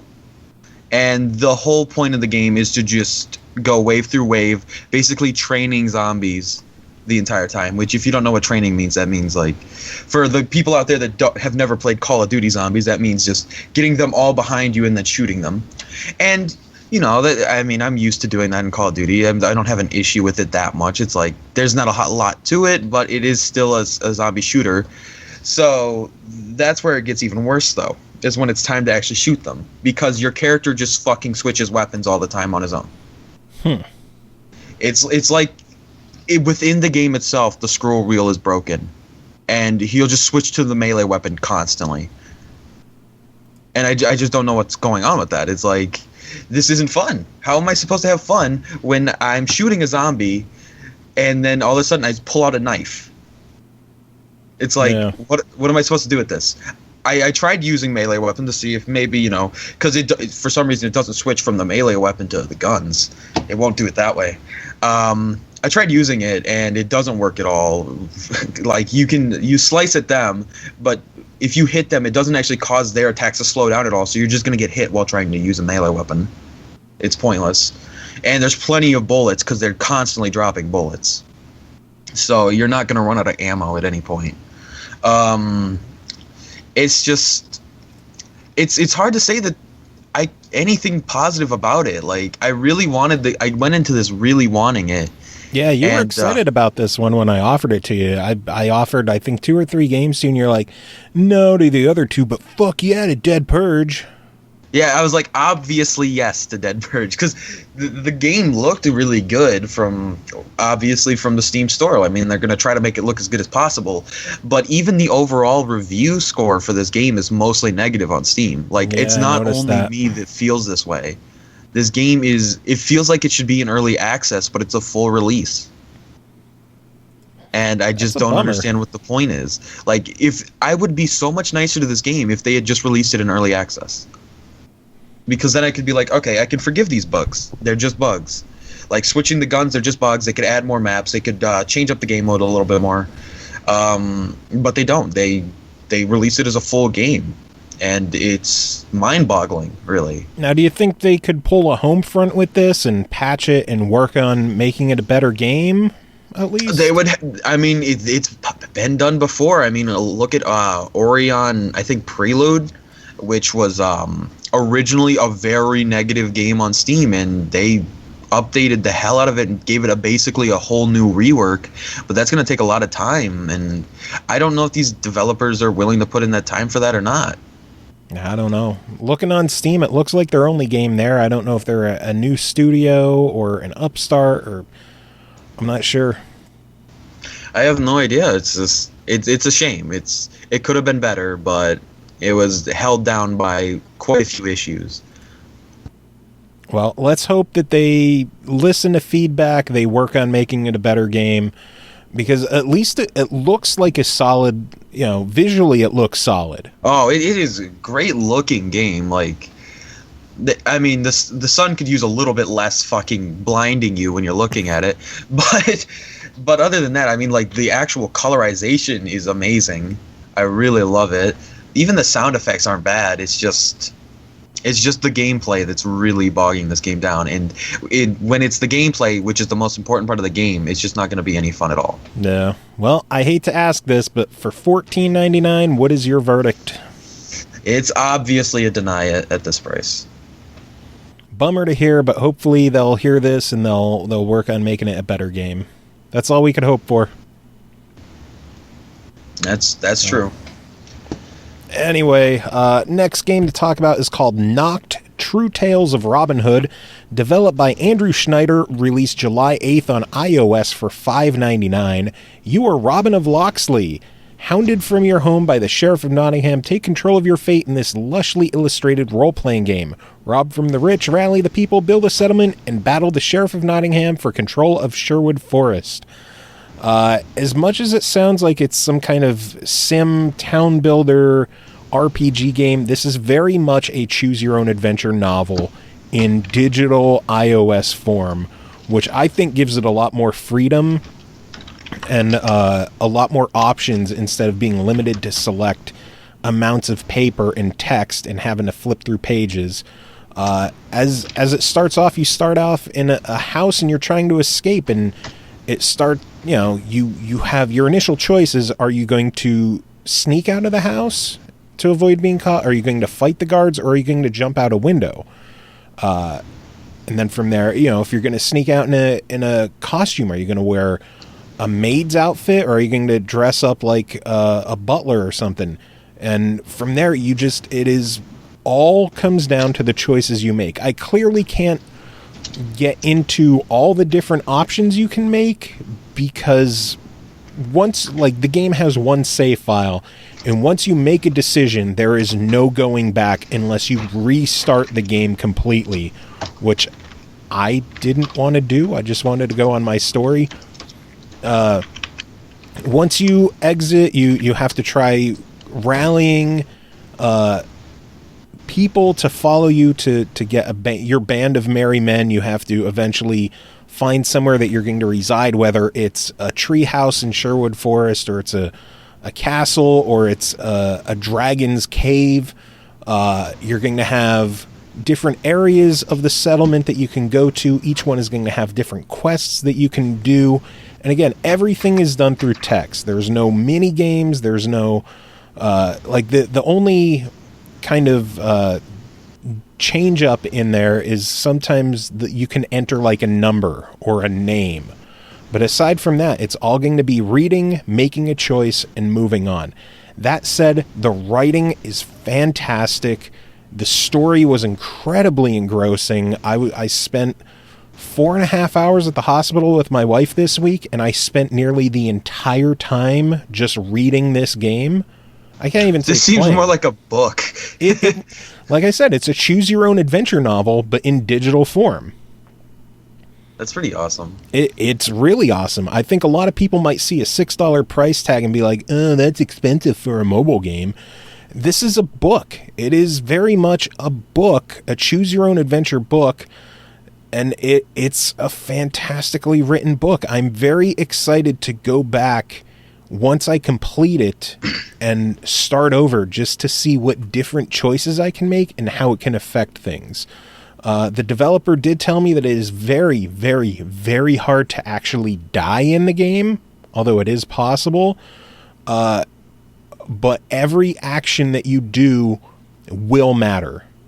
And it felt like even the tiny little things that I would do in one area, like an hour later, there would be mention of it, or there would be a consequence of it.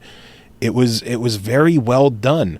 I think I found like 1 or 2 typos on my time with the game, which for a game that's nearly all text, I can't fault them. Shit's gonna happen. True. There are illustrations in the game, nothing huge. Just when you're playing it, like at the top of the screen, you'll see a small illustration of where you are, whether it's in the forest or in a cave or near a river, in a castle. It's just enough to keep you engrossed in where you are and give you a feeling of where you're at in the setting that you're in. For the $6 price tag, if you've got the money sitting on your iTunes account, I think this is absolutely worth picking up and playing. If you're not a reader, you might want to skip it.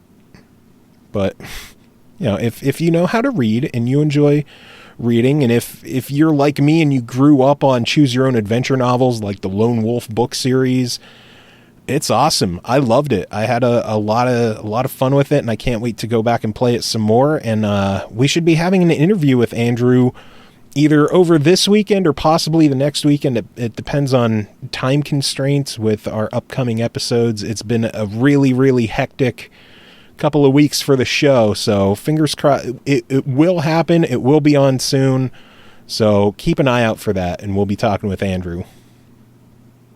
But awesome. Yeah, good stuff. If you got the $6 and you like reading, definitely pick it up. If you're not a fan of reading, I guess just play Angry Birds instead. You fucking idiot.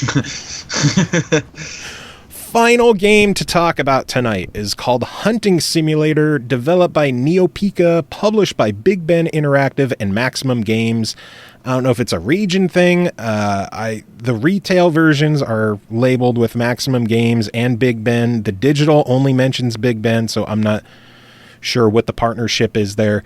It released July 11th on Xbox One, PS4, and Steam for $39.99. But for some reason, the digital Xbox version isn't out until August 1st. I don't know. It is available digital or physically in stores. You could go and buy it now. But apparently the digital version isn't until August 1st, and I don't know why. Live the adventure of the hunt from Alberta to Texas, France, Colorado, or Scotland. Play single or multiplayer. Choose your hunting gear and firearms of choice, including Browning and Winchester models. Master tracking 37 different animal species, each with realistic behaviors. Let me get this out of the way. This is not a Cabela game. You are not going to have a shooting gallery of monsters, and you're not going to be running through the jungle first-person shooter style, tracking down fucking rhinos and tigers that are going to be coming after you. This is hunting. This is like a slow, methodical game that requires significant amounts of patience and understanding that this is a simulation hunting game. It is not a first-person shoot 'em up. I think a lot of people might go into this with the wrong expectations, and I was part of them. I went into this thinking it might be a little bit more fast-paced. Your default in the game is to walk slowly, and that's because if you go running through the woods, you're going to scare animals away. That's just how nature is, and that's how this game is. You need to, you start off, you select one of 12 you start off with one of 12 different locations. Each of the locations has its own set of missions and animals that you can hunt. As you complete areas, it unlocks more. Tons of different areas to go to. It starts off easy enough. Go hunt some deer. And that's like, go hunt some jackrabbits. Go hunt some turkeys. As you're hunting, that you might occasionally see a bonus objective pop up where if you're on a deer hunt and you run into some jackrabbits, it might be like, bonus objective, kill a fucking rabbit while you're out here.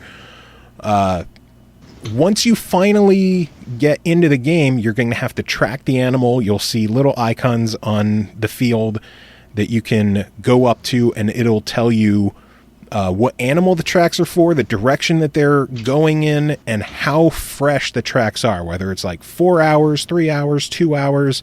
So clearly the newer the tracks are, the closer the animal is. If they're 4 hours away, sure, you could probably sprint a bit and try getting closer. If they're 2 hours or 1 hour away, you might want to just walk, maybe crouch, and, slowly move through. Every now and then you might see like an a visual that you're hearing an animal nearby. It'll give you the direction, and you could try looking and, pull up your rifle, look down the scope and see if you could detect what's there. If you're aiming at an animal, after a few seconds, it'll tell you what the animal is, what gender it is, the weight of the animal, because the weight will matter to your score when it's all said and done. And then, you have to steady your aim, take the shot, and hope that you kill it. And a lot of it's very similar. The shooting is very similar to like the sniper games, where if you get a critical shot, it's going to give you that slow-mo death animation. It doesn't have the crazy gore effects. Can you like get a testicle shot? Oh, no, it doesn't have the gore. But the testicle shot on a bull. Basically, if you see the slow-mo shot, you usually got a good hit on it. It might not kill it right away. I've had plenty of times where I would see the slow-mo shot and then the animal would start running, and after a little bit it might fall over and die. It just bleeds out. You get graded on the weight of the animal, the distance of your shot. So the further away you are, the more points you'll get. And then if you hit a vital organ, like if you hit the brain, you get a bonus for it. If you hit the heart, you get a much larger bonus for it. Or you could hit something like the stomach, which is a vital organ, but you don't want to hit a stomach in an animal that you're trying to hunt and eat, because that could cause, septic issues in the body. So you'll get docked points for it. I've already had a hunt end in the negatives because I sucked. I will say, I'll admit I am terrible at this game. I am not as patient as I thought I was with this, which, there'd be times where I'm running through an area and I'm like, oh, well, the animal's, 2 hours away. So I'll start creeping and crawling and going really slow. And I'll get a notice on the screen. It's like, all the animals are running away. Motherfucker, what am I doing wrong? I guess I'm being too noisy. I'm not going slow enough. Visually, the game is not super impressive. Some of the environments aren't that bad looking. The draw distance is awful in the game. I'll see like flowers and bushes pop up feet away from my character. Like, I don't know if they do it so that if you see animals in the distance, you can see, like, you're looking at animals, you're not looking at shrubs and flowers in the distance. I don't know if they do that to just kind of make it easier on you, but for how quickly things pop up, it is very jarring to see how close they are when they finally appear and how abruptly they pop up. Overall, if you're looking for a fast-paced shooter, this is very, very much not the game you want. If you're a fan of stuff like Farming Simulator or like Dovetail Fishing, where you're looking for a nice relaxing experience to just, spend a couple of hours slowly walking around the woods and hunting animals and, it is a very slow, methodical game. And if you're good with that, I give it a try. It's an enjoyable game. It does have online play, so you could team up with people on hunts.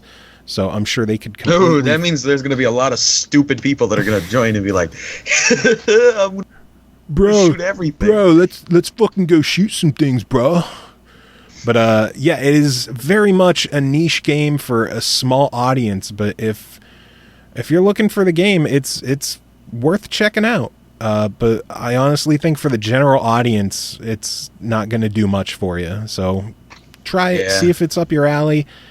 And again, this is not a fast-paced first-person shooter. Yes, you can be in first person. You could also be in third person. But it is... And you can shoot. Yes, but it is a slow-paced sim title. So keep that in mind if you're interested in checking this one out. Oh, so yeah, that is it for this episode. Amazing, awesome. Huh? It just flew by. It was fucking long. Hey, it's been a while since we've had a hefty, long one like this. So yeah, I really wish that hefty, long ones were on days that I could do it at 9. It wouldn't be so damn bad. Well, stick around. Over the weekend, we're going to have another episode coming out with some more reviews, and we're going to have a chat with Mel Kirk of Zen Studios. That was an awesome show, and Grant Henry stopped by to join that one as well, because when pinball gets mentioned, you know Grant's going to show up. So check that one out, probably like Monday or Tuesday. That's his trigger word. As soon as it's said, he just pops up in the thing like, you talking about something I like. Hey guys, I heard pinball. What's going on? Yeah, that was a really good chat. We cover everything Zen related, like everything from upcoming games, some of their future plans of they're going to start publishing for other developers, which I think is really cool. They got a lot of stuff on the way. Maybe hints at a little scoop that we may have had on the show. And then next week it's episode 300, and fingers crossed we're going to have a big interview for that show. But we were supposed to record it today, and apparently there was a massive internet outage in London. So wow, that fell apart. Luck. Yeah, that fell apart. But fingers crossed that'll work out for next week, because if so, that might be one of the biggest interviews we've ever had on the show. But that is it for this episode. Music is going to be from Zircon, since he was awesome enough to be on the show. CJ, you have any final words to end it? Yeah, that's it for the Gay to Death episode. Thanks for coming out. You're an asshole.